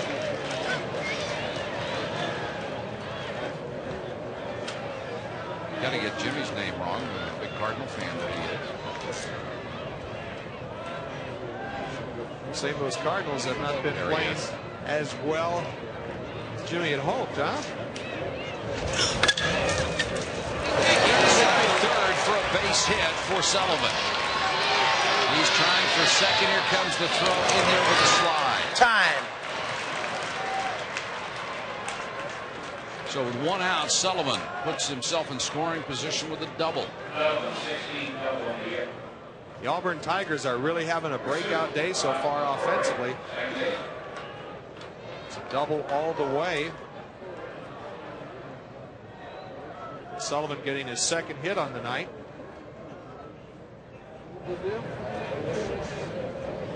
That'll bring up McCrory, the number 2 hitter. He's 0 for 3 on the night, but rips this one. Picked off the grass by Matthews. Nice play by the left fielder who was in there for his bat, but showed us some weather. Line drive knuckling. He takes a bit of a zigzag route to it as the ball broke back in the other direction. He does a good job making an adjustment, catching it just before it hit the ground. See, that ball is sinking fast, probably has a lot of topspin on it. Does a great job making that adjustment. Well, that's a fine play and up in a hurry. Nice location on that breaking ball, and 0-1 to Kirsch, who homered his last time up. Corey's lamenting that he got robbed. It happens that way when you're hitless. If you've had a couple of bleeders, that one's going to fall in if you're on a roll. Things aren't going your way, you're not hitting very well, it always seems to go against you. Whether you don't seem to get any chink hits, and everything you hit hard is usually right at somebody. And they say it evens out, but I don't think there's a hitter alive that ever believed that. Runner at second, 2 gone here in the Auburn 5th for Kirsch. 1 and 2.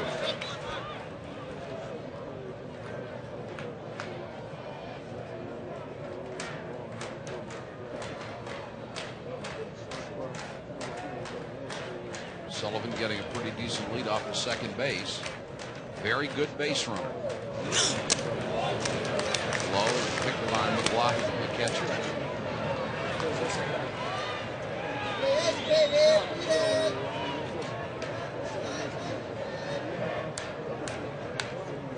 Mark Gwynn, the 3rd Rice pitcher of the night, trying to avoid further damage here in the 5th. Popped off the right side. Berkman toward the stands, and Berkman over the tarp makes the play. 3rd out of the inning. We have completed 5 here in Omaha, and it's 7-0 Tigers. Back in a moment.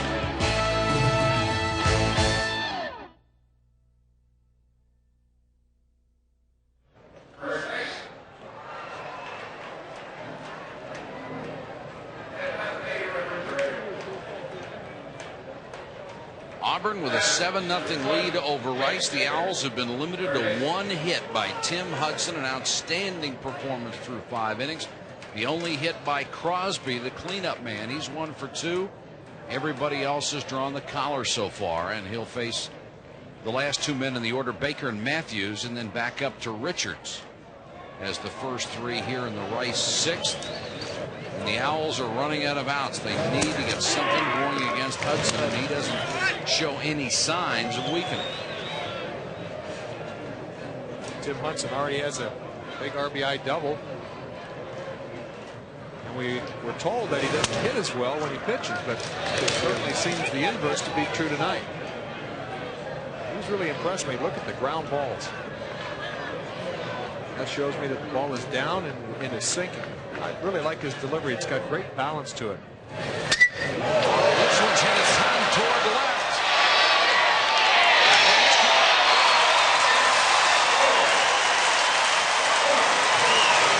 We just can't seem to compliment a pitcher. I'm telling you, right on cue twice.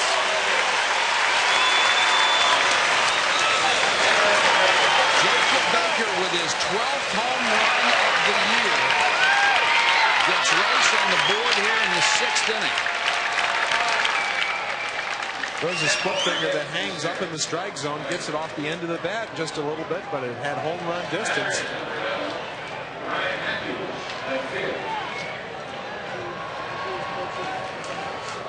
It almost landed in somebody's drink card there. I think you and I are in the Larry Conley zone tonight. It's when he goes to talk to parents of pitchers, the next sound you hear is a 450-foot home run.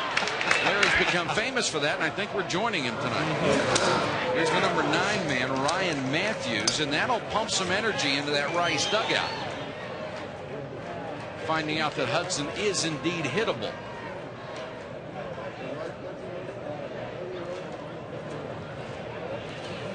I don't know, Mike. I think you were the one that thinks it, but you said he only had given up 1 hit to this point. That's right. I'll take the responsibility. I'm perfect on guys shooting free throws. I know that. He's a 93% free throw shooter. Never misses. Bam. Absolutely. The interesting thing about Hudson tonight, he has not had the big strikeout numbers coming in. 162 strikeouts in 112 innings. He's only fanned a couple tonight, but his control has been impeccable. I like the way he's pitched. You don't have to strike guys out. He hasn't been getting very deep in the count because he's been getting ahead, making them swing at his pitch. Strike called, and Matthews turned around and said something to the home plate umpire, John Magnuson. That ball appeared to be low and outside, and he got the call. A sinker coming back. There's another one. That was a closer pitch, and it's called strike 3. I think he had a beef on the 3-1 pitch. The full count in a protect mode. He has been calling that pitch all night. That one's way too close to take on 3-2. I think he had a legitimate gripe on the 3-1 pitch, but not that one. Back to the top of the order for Richards. Of course, what Matthews is up there thinking, we need base runners. I'm trying to get aboard any way I can.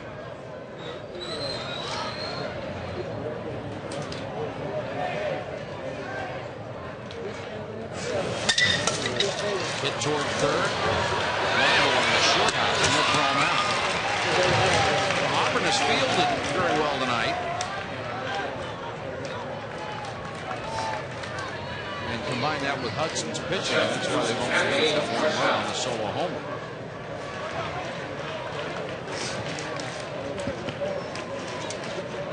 Cathy comes up with 2 outs, and he'd love to get aboard to give Berkman a chance to hit with somebody on base for a change. He hasn't had that many opportunities in 2 games in the College World Series. It seems like he's always coming up with the bases empty. And Cathy trying to bunt his way on. Roll foul. Cathy tried to bunt unsuccessfully in the 4th inning. And both times the idea is to get on, set the table for Lance Berkman. Didn't work the last time. Just rolled foul there. You don't have to strike a lot of guys out to pitch very successfully. Even though his last start was in the SEC or in the regional against Florida State, he struck out 12 in that game.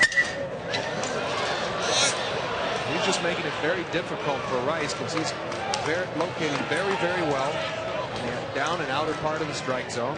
It's moving, it's sinking. Al Barrett said he had trouble at times with left-handed hitters, but if the ball keeps sinking the way it is right there, he should be doing just fine. Were there times for you when you had better stuff and weren't getting strikeouts, but your location was what got you through? I'd love a first pitch out. I'd much rather than having to throw 3, 4, 5 pitches to a hitter.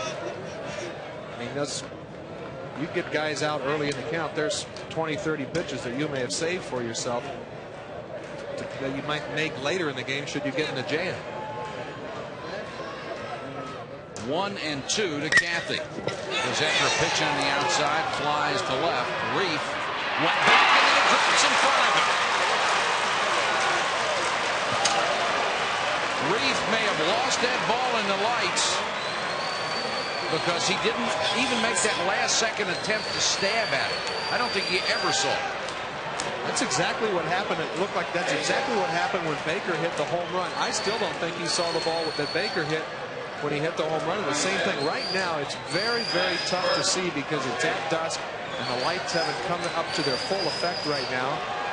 And it's tough to find the ball in the sky because it's dusk right now. Well, you can see by the replay he did see it, but saw it way too late to make a play on it. It's his first move was back. And then he stayed back. Here's Berkman. Rice needs a lift in the worst way right now, and this is just the guy who could give it to him.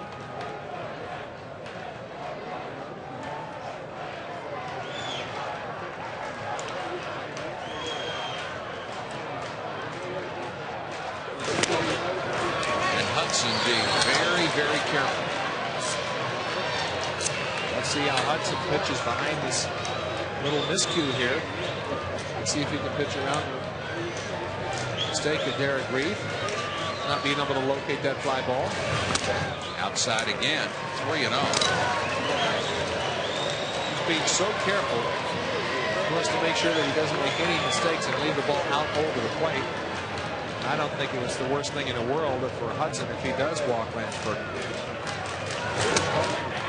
Berkman looked like he had the green light and takes ball 4 low. So Berkman walks, and it's up to Bubba Crosby. And Crosby has seen Berkman walked intentionally several times in front of him this year. And when that has happened, he has gone up there with a vengeance. Right now, what Rice needs, a home run would be wonderful for the Owls, but they need a base hit more than anything. He is really a hard-nosed type player. Wayne Graham said he kind of has football mentality. One of their best runners running about a 6'6". Real good power. He's 1 for 2. But if he does have a problem, it's pitch selection and swinging at too many bad pitches. Hudson in his first jam of the ball game here in the 6th. Something off and swung over the top by Crosby. Crosby is a dead pull hitter. Hudson has a great sinker that he's been throwing on the outer half. Looks like a great matchup for Hudson.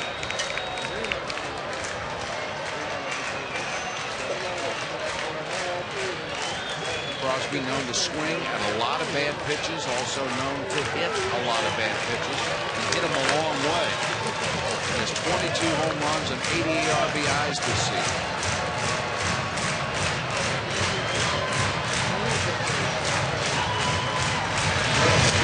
Swing and miss, strike 2. You can see he's still dead pull conscious, dead yank conscious. Hudson taking advantage of that aggressiveness by going softer, throwing off-speed pitch, which is great in jams and situations where everybody's pumped up and everything, and throw an off-speed pitch. Let's see if he's a little more protective. 0-2.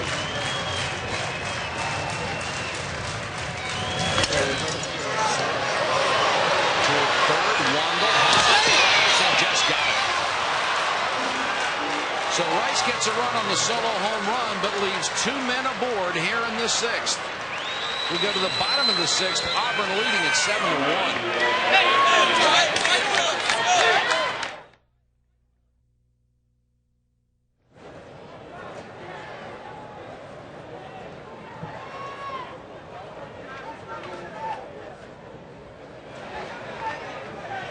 We're in the bottom of the 6th. It's 7-1. The Auburn Tigers over the Owls of Rice. And Auburn tonight, pair of hits for both Sullivan and Ross.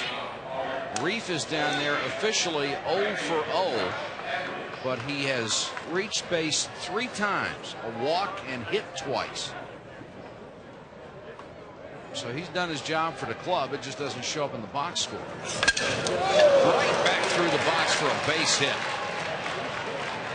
Etheridge leads off the 6th with a ringing single that made the pitcher dance a little bit. Gwynn had to get out of the way.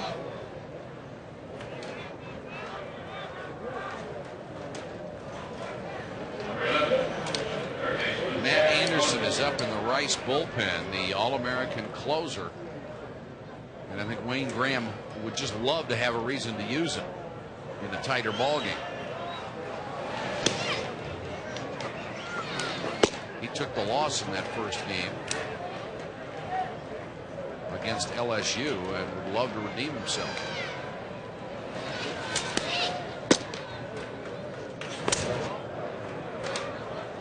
Missed inside, 1-0 to Wandle, who's walked twice and bounced into a fielder's choice.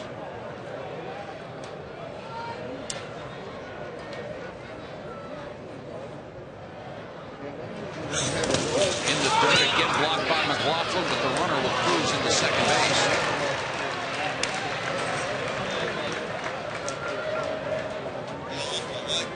McLaughlin has been very, very busy tonight behind the home plate, backing a lot of breaking balls. Again, the mechanics are very solid, keeps the ball in front, but not enough time to prevent Etheridge from going to second. Well, that was a 58-footer. It was smothered by McLaughlin, but he doesn't have a chance to do anything with the runner, so Etheridge is in scoring position on the wild pitch. Here's head coach Wayne Graham talking to Gwynn. In a brief visit, he'll leave. Most closers don't need much time to get ready.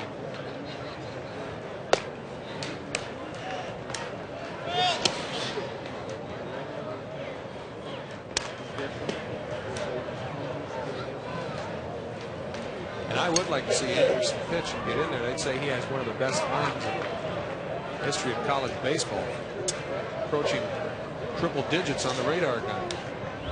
An excellent pitcher. This one is line to left, coming on quickly. Matthews to make the catch, and Etheridge has to retreat to second base. Wandle hit it hard, but right after left fielder Ryan Matthew. And this will bring up Derek Reef.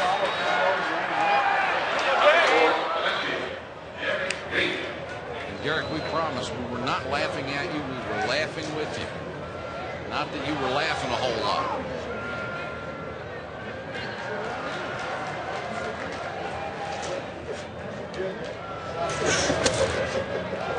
Breaking pitch is low. He just recuperated after the first one in just enough time. It looked like it hit him almost in the same spot. And thank the Lord for those batting helmets. Otherwise, he would not have had the second opportunity. And those two flat batting helmets. The big leagues, a lot of hitters just use the one flat. Yeah.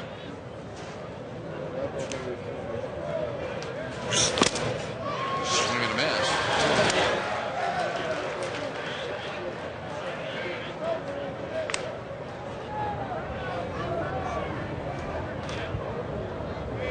Part of the second biggest crowd on hand at Rosenblatt Stadium ever watching this game.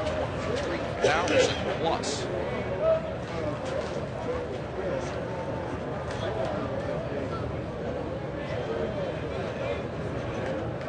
Few have drifted out as the score is mounted to 7-1. Line to right center field. Crosby can't get there. Ford will make the throw to the infield because the ball was almost caught. Etheridge has to stop at third.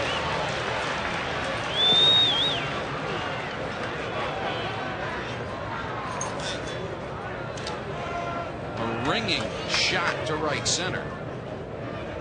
Reed finally gets a chance to swing the bat.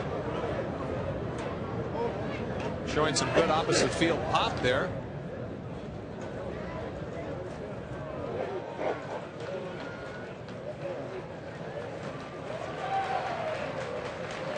And the All-American Anderson will be coming on now with runners at first and third and one gone. Wayne Graham pulling out all the stops as he needs to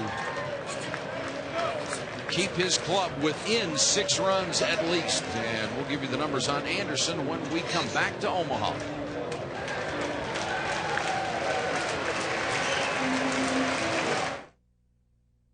Intelligent partner over there shouldn't have any problem.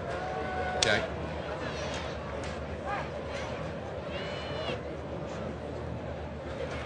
Seven to 1 Auburn, bottom of the 6th here at the College World Series. Let's take a look at the Nike College World Series storyline. LSU advances to 2-0 as they beat Stanford. That's the team I picked coming in as the favorite in the College World Series. They will face the winner of this ball game, Auburn and Rice, and Auburn with a 7-1 lead. Hudson has been extremely efficient on the mound. 3 hits, only allowed the 1 solo homer. And 17 base runners trotted out there for Auburn. Rice has only put 4 guys on base all night long against Hudson. This is Matt Anderson, who lost only his 2nd game the other night when he pitched against LSU. Gave up 3 runs in the 8th. But this kid is the #1 prospect in college baseball. Outstanding fastball and a knuckle curve reminiscent of Don Sutton. Picked up in the Cape Cod League this summer. He can be unhittable at times. He gets on top of his fastball. Sometimes you see delivery-wise where he kind of ran away from that hook pitch and his fingers got underneath him. Sometimes you lose command that way. Hudson's at the plate. He has a sacrifice fly and 3 RBIs on the night.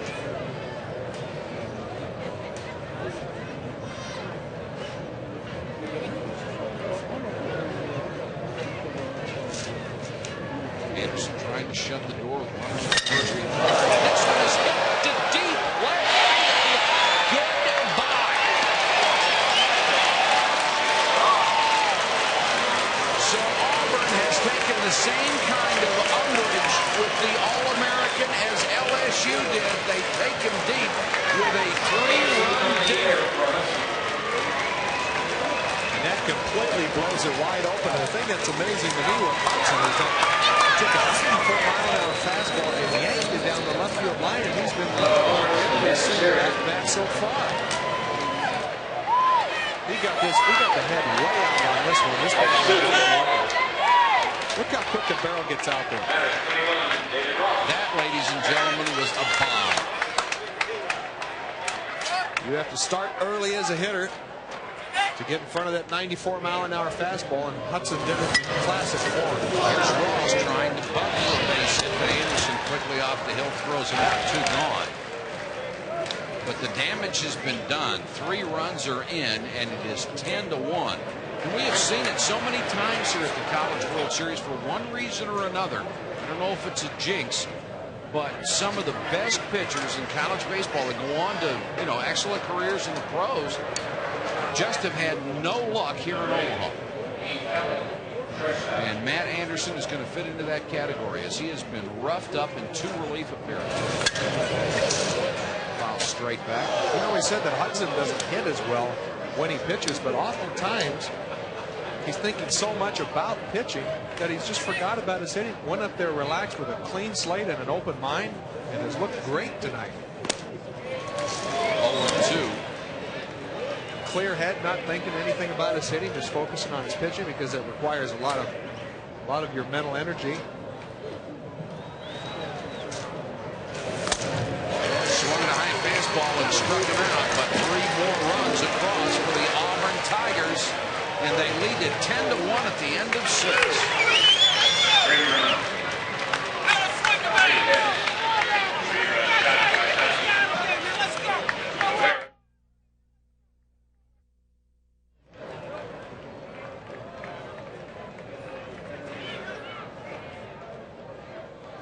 The Auburn Tigers edging ever closer to survival as they lead Rice 10-1, and it's getting a little bleak if you are a Owl fan.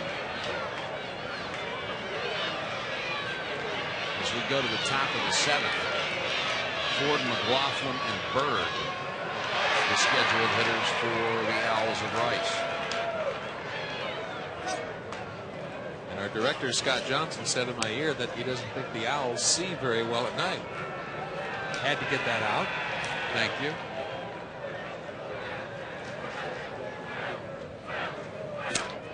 Now you know why Scott's stage career did not prosper the way he had hoped.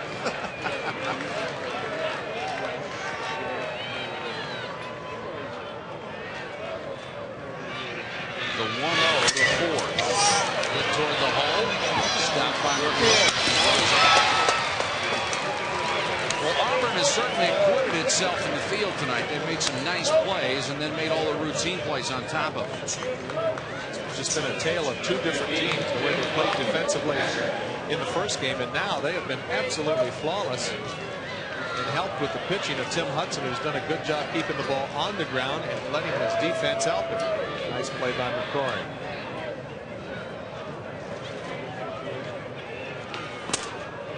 McLaughlin takes one high and away. He's 0 for 2, grounded to second, and a brilliant play by the shortstop. Kelly threw him out back in the 5th. 0-2.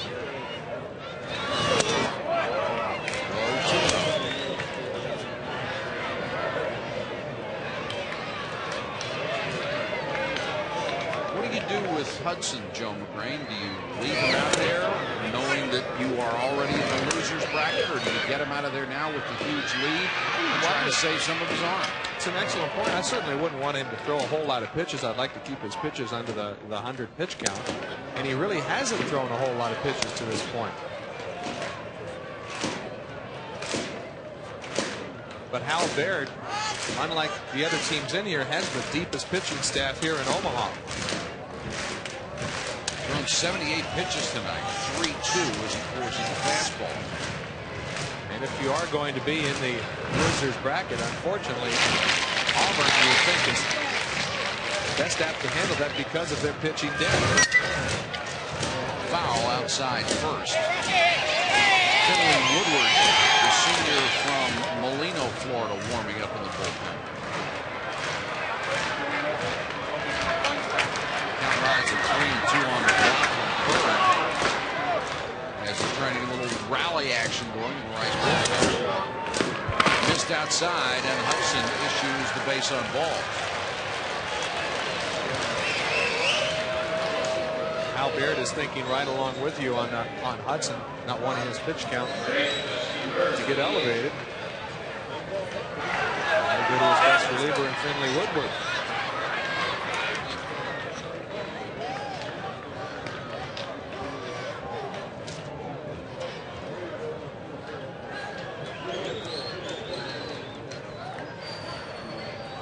Berg is 0 for 2.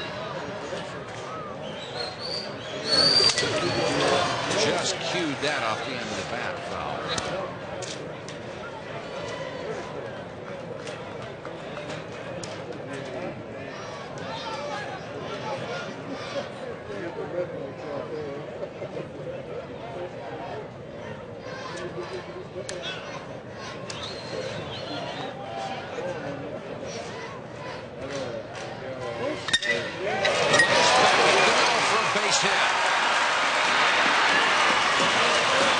His second hit of the College World Series, and runners at first and second with 1 out.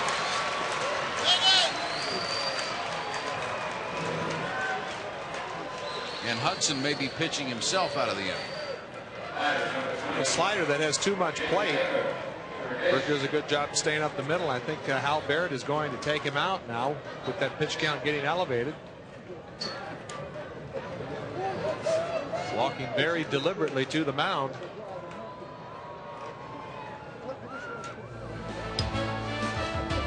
Here are the brackets. We're looking at LSU, the first team to advance 2-0.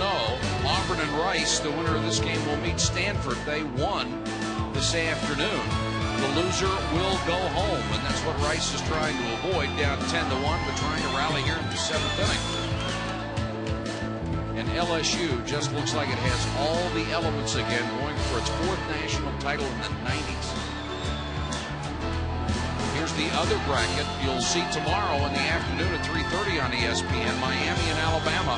One of those teams will join LSU at 2-0, and then in the elimination round tomorrow at 7:30 on ESPN, UCLA, the 4th seed against Mississippi State. One of them will be eliminated. Wow, he ended up sticking with Hudson. And Hudson will face Jacob Baker.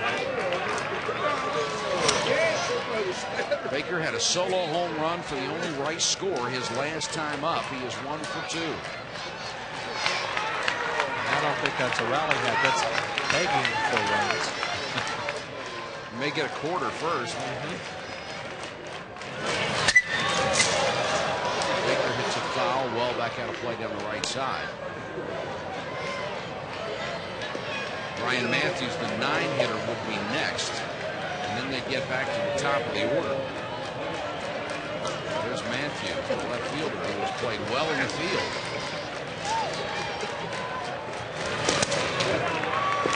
Hudson has done a great job tonight coaxing the ground ball, and he has a 1st and 3rd double play situation. Let's see if he can execute and get that done. 13 ground ball outs for the side armor tonight. Ace is a serious business on the field. If you want fun and games, go to another area of the city. Public addressing himself, just chastising the fans through a beach ball out on the field. Good job. Scolded those people out. We're here to play baseball. That's it. You don't like it, go somewhere else. Low, ball 3. I'd like to see him try to say that in Anaheim or San Diego, where beach balls are coming onto the field incessantly. How about Philadelphia? Sometimes not only beach balls are coming onto the field in Philadelphia, half-eaten cheese steaks and. Well, hats off to Jack Payne, the public with the wrestling. And this is a base on balls that's going to load him up. This is not what Hal Baird wanted to see. He showed confidence in staying with Hudson. Maybe talked him into it, saying he is fine, but he has 88 pitches as of now, and Baird is coming out to the mound and has to make the change now. And with the 10-1 lead, the last thing you wanted to see your pitcher do was go out and load them up. Hudson has gone 6 1/3, given up 4 hits and a run, along with 3 walks and 3 strikeouts, but he's responsible for the 3 runners aboard. And he really did turn in a good job tonight, in spite of his trouble here. Both pitching and hitting. He is the designated hitter. He'll stay in the game as the DH. He gets a nice hand as he leaves. And the one.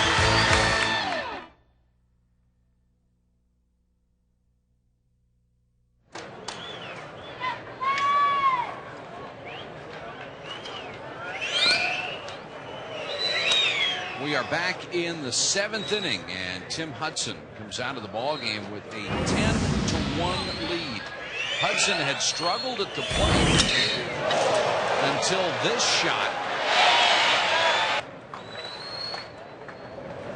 And the SEC Player of the Year as a center fielder and pitcher went 6 1/3, allowed only the 1 run, and threw 88 pitches. The bases are loaded, and they'll go to Finley Woodward, number 2 all-time in the SEC with 29 career saves.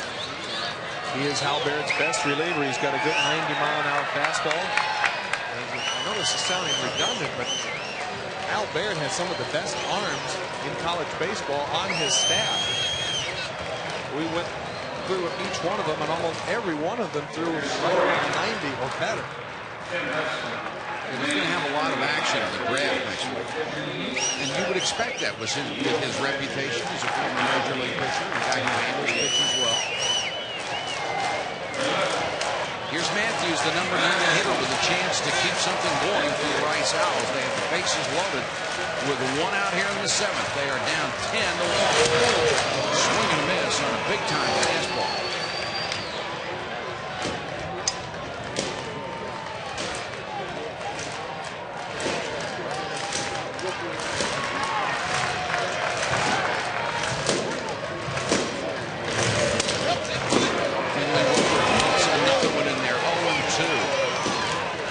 Tough as a hitter with the bases loaded and 1 out, looking for a good pitch to hit. Woodward comes in and just paints 2 pitches perfectly. Just missed with another fastball.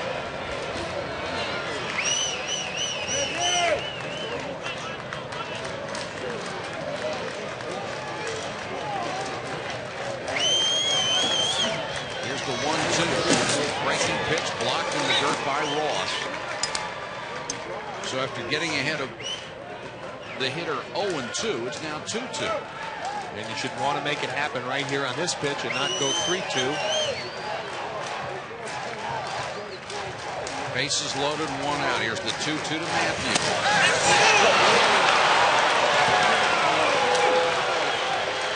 Matthews called out on strikes again on an outside pitch over the corner.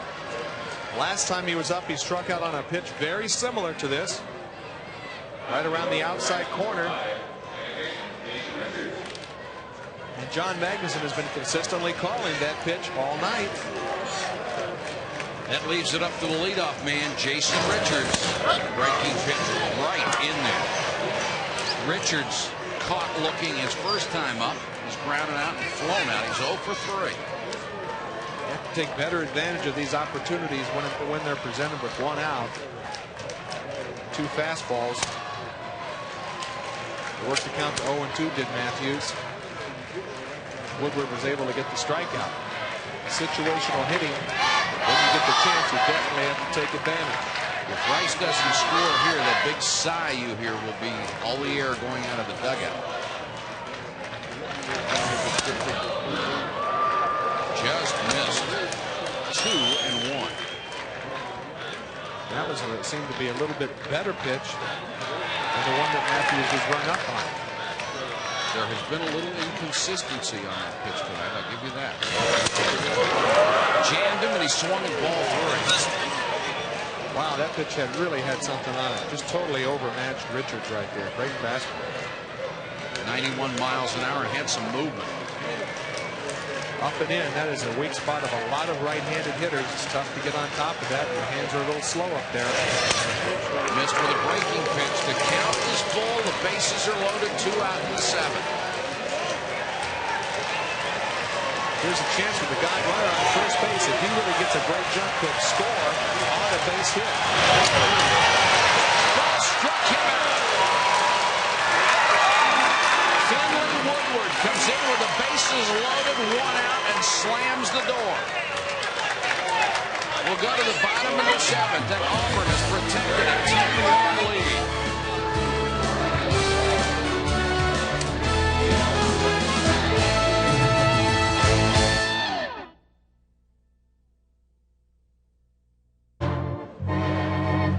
It's Lambert Bartek at the Hammond organ. The organist here for 30 years at the old ballpark. Take me out to the ball game. That sheet music was just for show. I'm sure he knows it by now. 10-1 bottom of the 7th.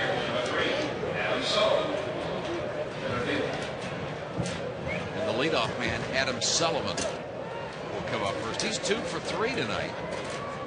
And 3 for 6 in the College World Series. Rife icing down a couple of spots on the old noggin. He's going to need a turbine of ice tonight. Boy, it was great to see him bounce up after both of those. Your heart just goes in your throat. Probably starting to get some headaches now. Certainly understand why.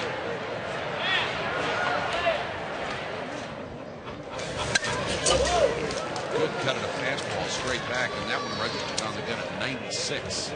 It's probably the hardest thrower that Sullivan will face all year. And I think Anderson, the way he's been touched for a couple of home runs, is probably pretty juiced right now.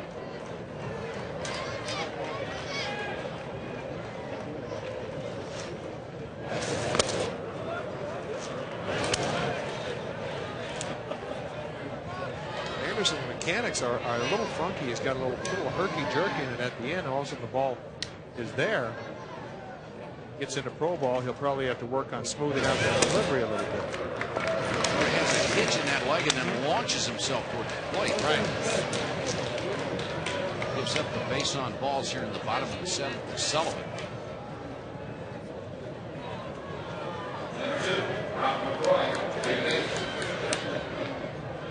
McCrory has played well in the field. See if they try to sacrifice. No, they'll let him swing away. Goes after a high fastball and doesn't get it.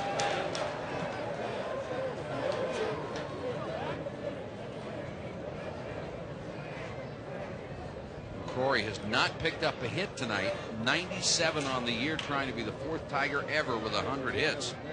But it looks like his team will get another chance to play. They're up 10-1 here in the 7th.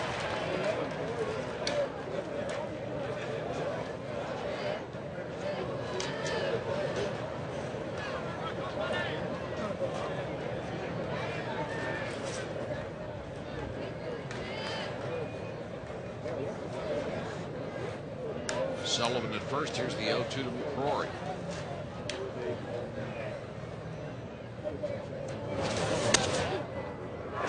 Didn't go after it. The ball broke outside. That's that little spiked up knuckle type curve. Very similar to what Don Sutton threw for so many years. Several teams in Major League Baseball. He said he learned that in the Cape Cod League. That is illegal if he can throw the ball up there around 100 miles an hour and come with a nasty breaking ball as well. Popped up back out and play right over the roof over us. Well, you know, so many guys get away with that piece of rawhide hanging down from their glove. Pitchers. You guys will try anything, won't you? I think Ben McDonald kind of brought that to fame at LSU. And I think he was still doing it in Baltimore for a while when he was pitching with the Orioles. All these strings hanging down trying to distract the hitter. It was a game where the umpire made him cut him off. Right outside 2-2. And if you're looking for strings on the glove you're looking at the wrong arm. You're in trouble already.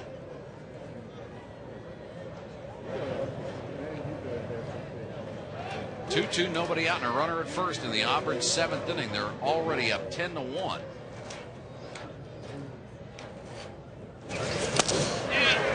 Check this swing. He did not. Called out.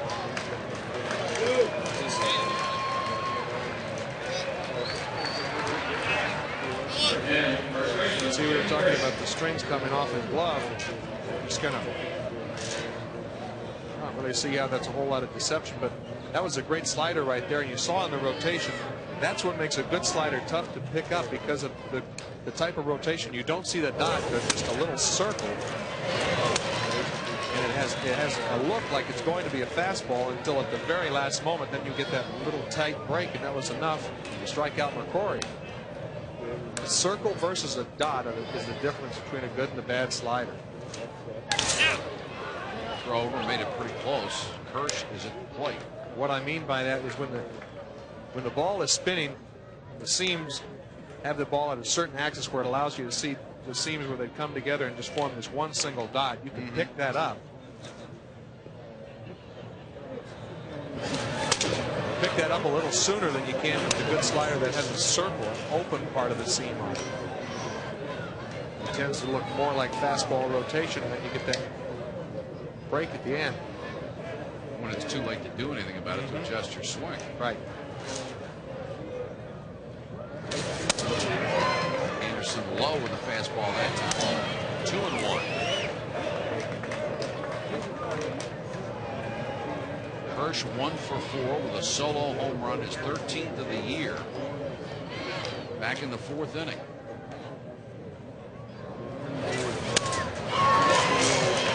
Two.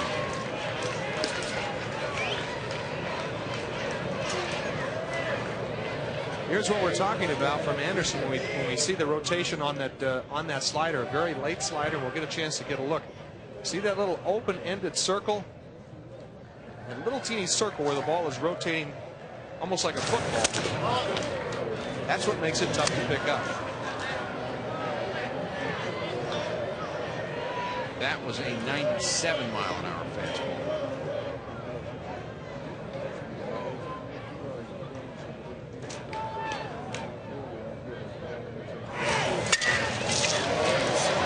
Out of play back to the right.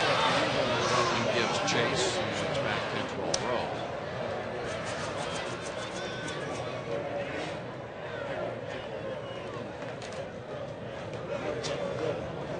Berkman having a conversation down there with Sullivan.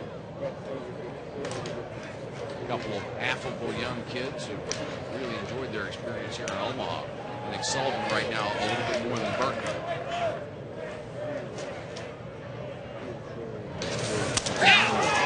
Strike 3, 2 gone. Back-to-back strikeout for Anderson. And that'll bring up Etheridge. You know that Anderson, with the good arm that he has, and he already has a slider that he's throwing successfully, and all of a sudden here comes a high 90s fastball, perfectly spotted down and away. That doesn't give you a whole lot of chances. Hit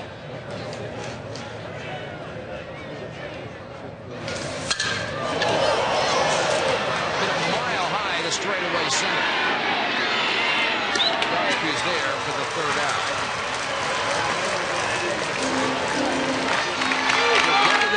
It's 10-1.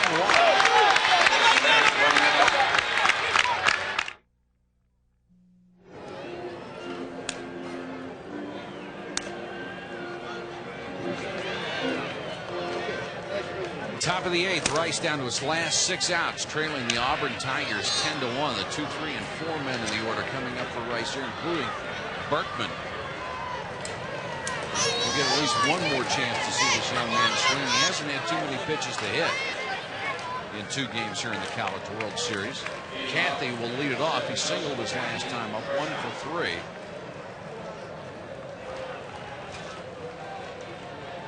Against Finley Woodward, who looked tough in the last inning when he came in with the bases loaded with 1 out and allowed no damage at all.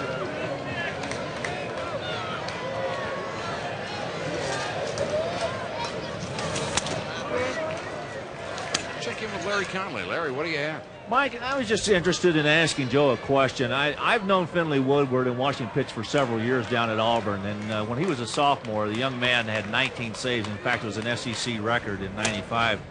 He was 2-2 last year coming out of the bullpen. They needed him to start, and this year he's been a little bit better. Now, I've known a lot of guys who have gone as starters to the bullpen and have been successful, but I've never known any guys come out of the bullpen and try to be starters that are successful. Joe, do you know of anyone? I can't think of anybody immediately offhand, but that's a great point. But I think one thing that I noticed, Larry, is that coming out of the bullpen, you're usually a two-pitch pitcher, and I've already seen 3 decent pitches from Finley Woodward with a good slider, a good changeup, and a good fastball. You definitely could say that he has a starter stuff. Well, I think that's why they used him a lot last year coming out of that bullpen, because they were strapped for pitching. Auburn was last year, and I think it really hurt his performance. But this year he's turned it right back around, and thankfully they had Hudson around to pick up all those wins, which allowed him to go back to that bullpen. Well, Hal Beard has certainly reloaded. You're right. His staff is as deep as anybody's in college baseball.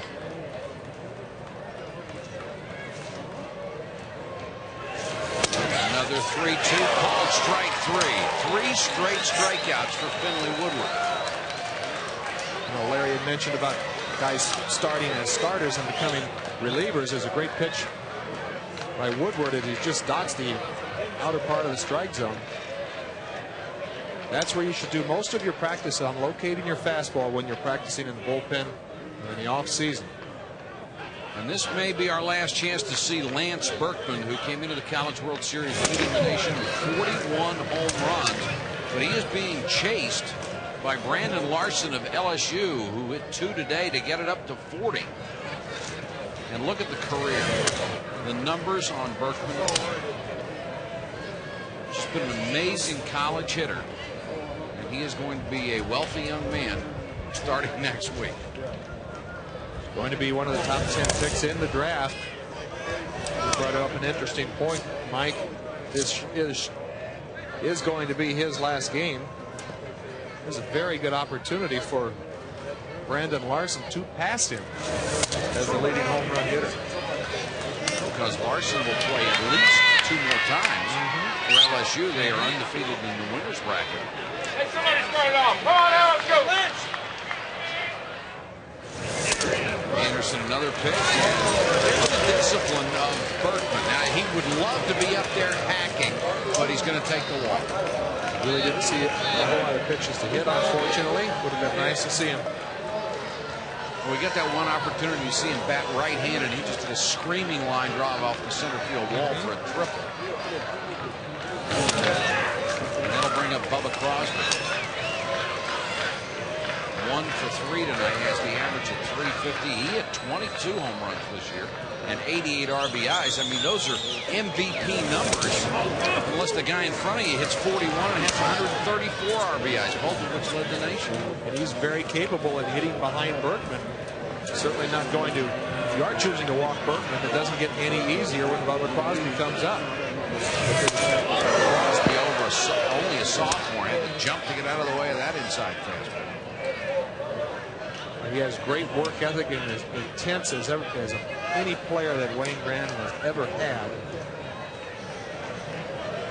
Put all those things together, that makes for a great ball player. Fouls that one off the catcher's mask, and Ross is going to have to clear some cobwebs. Wayne Graham says, you know, in some respects he plays too hard. He said you'd like to tell him go out there and run through the wall, but then he knows he'd do it. Big cut and didn't get it.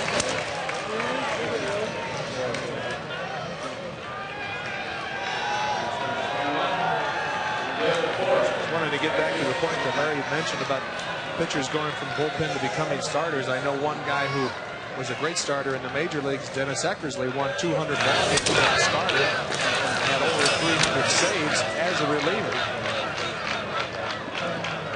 That's certainly a beautiful example of that transition. Here's Ford 0 for 3, and Finley Woodward has faced 5 batters. He's walked 1 and the other 4.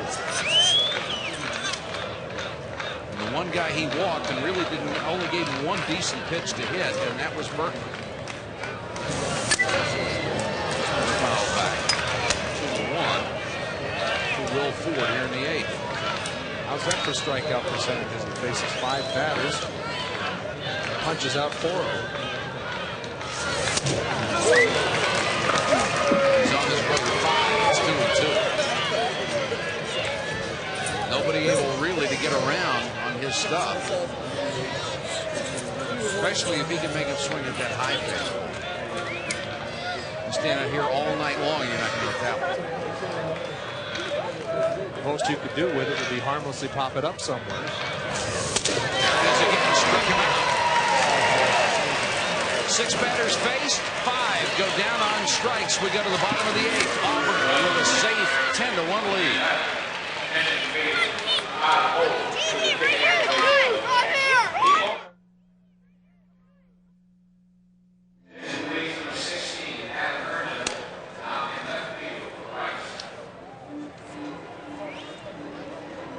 Auburn will come up in the bottom of the 8th with a comfortable 10-1 lead over the Owls of Rice. Earlier today, Stanford and LSU met in the winners bracket. Stanford had their ace, native Nebraskan Kyle Peterson, on the mound. But LSU touched him for 3 runs in the first, and then the Bombers broke out the heavy metal.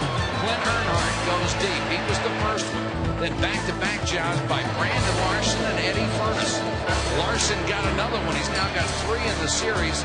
And then Wes Davis rocked LSU's 5th home run of the day. The defending champions cruised 10-5. And Larson now trailing Berkman by 1 for the national lead. He has 40.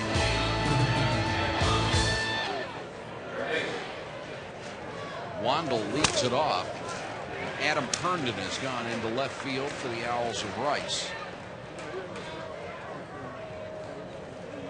Maybe their last opportunity for a lot of these Rice players, and Wayne Graham doing the very classy thing by making sure he gets as many people as possible into this game to say that they once played in a College World Series.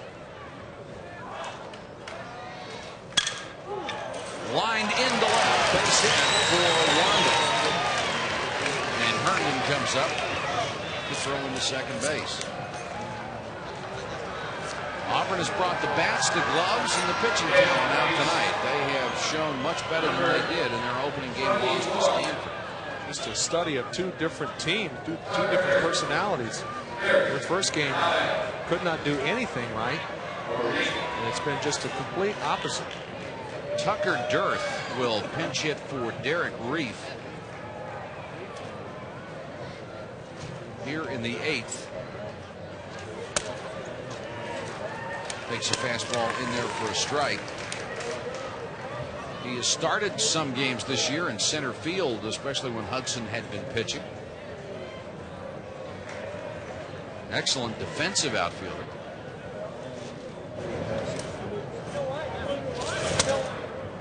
Anderson's pitch low.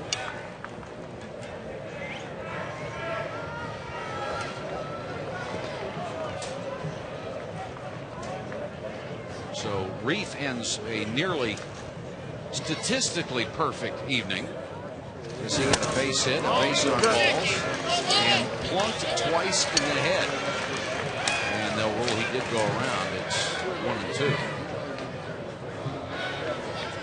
It's never a perfect night when you're hit twice.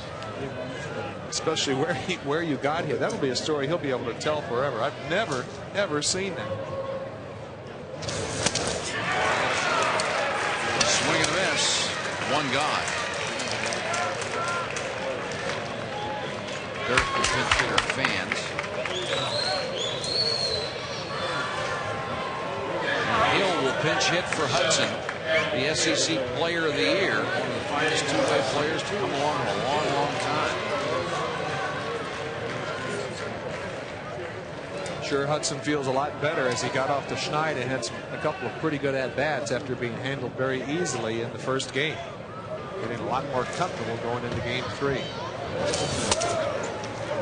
a fastball in there for a strike.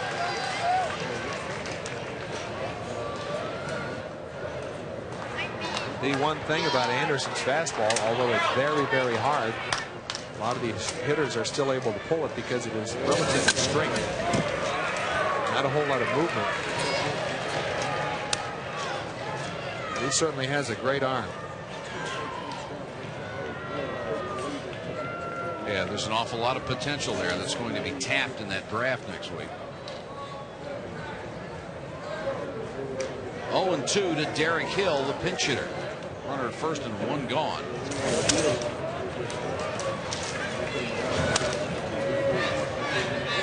Of course, those speeds that we're showing there are all relative. The guns are so different, you never really know what the exact speed is, but you can tell that it's fast. You have the Jugs gun, the Stalker gun, the Ray gun. We're using the Stalker gun here in Omaha. And look, it's cordless and portable. Just what every traveling scout needs. This one's fouled straight back. I wonder how that works in the airport metal detector. So what the dickens is this?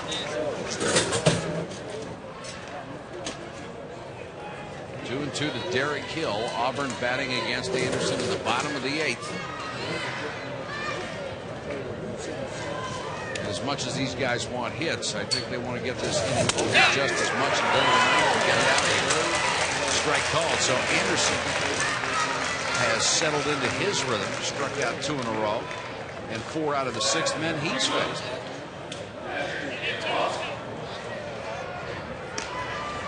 Here's a look at the way the gun works. Point and click, and that one is connected to our truck with that cable. It's a little tougher to haul around.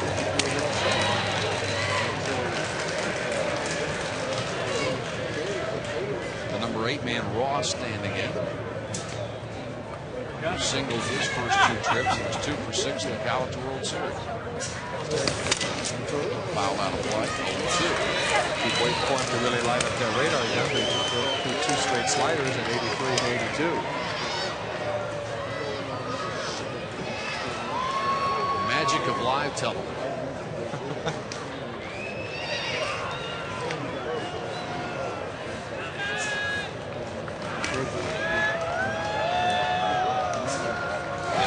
That's the fastball, struck him out. He strikes out the side after allowing the single to start the inning. We played 8 full, 10-1 Auburn.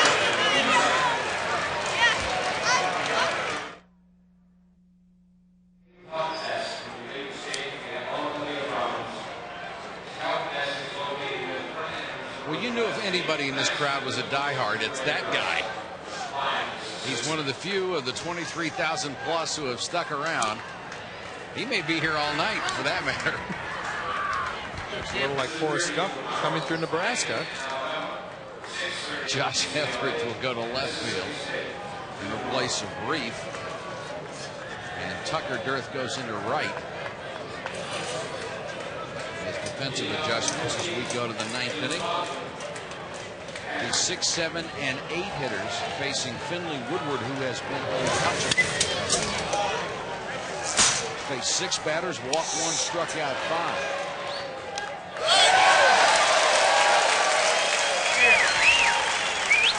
Come on, Tim.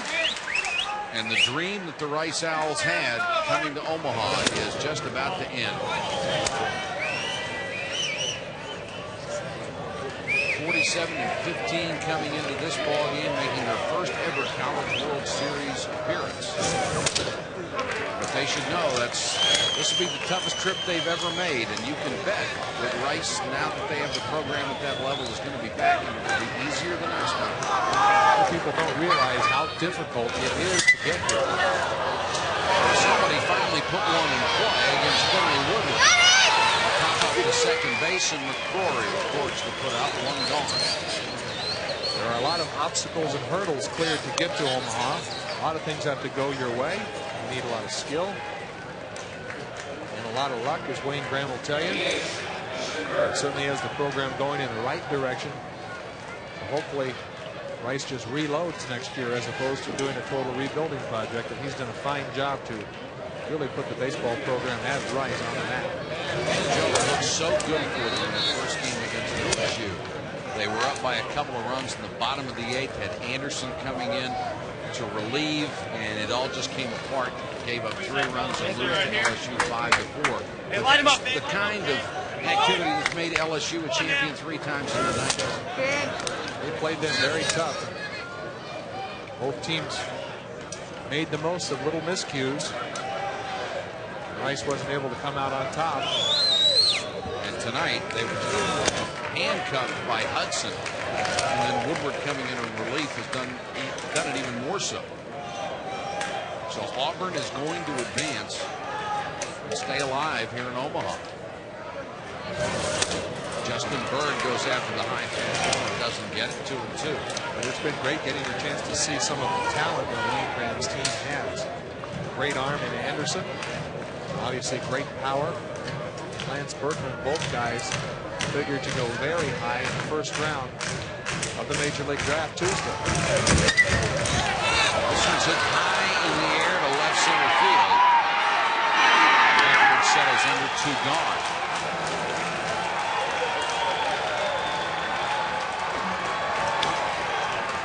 Lance Berkman, you will hear the name again, I guarantee you. This kid is not what has become to be referred to as an aluminum bat hit. Pop from both sides of the plate. That doesn't come down the pike every day. Breaking ball falls low to Jacob Baker. And Finley Woodward, who has been so very impressive coming on in relief here, trying to nail down the last out. Boy, this is really great, Mike, for the confidence of the Auburn Tigers after they played so poorly in the first game. To come back and just turn it around and erase that feeling, and knowing that they have great pitching depth. Popped up to shallow center field. Kelly going back. Sullivan comes on, makes the catch. And that's the ball game. Hudson and Woodward combine on a 4-hitter. The final score, Auburn 10 and Rice 1. The top half of the bracket's undefeated LSU gets an extra day of rest, as Stanford and Auburn will go Tuesday in another elimination round game. Tomorrow, the bottom half, Miami and Alabama meet at 3:30. Then UCLA and Mississippi State in another elimination game. They'll both be on ESPN. Coming up next, the Bulls and the Jazz post-game press conference. For Joe, Larry, and our entire crew, this is Mike Patrick. This has been a presentation of the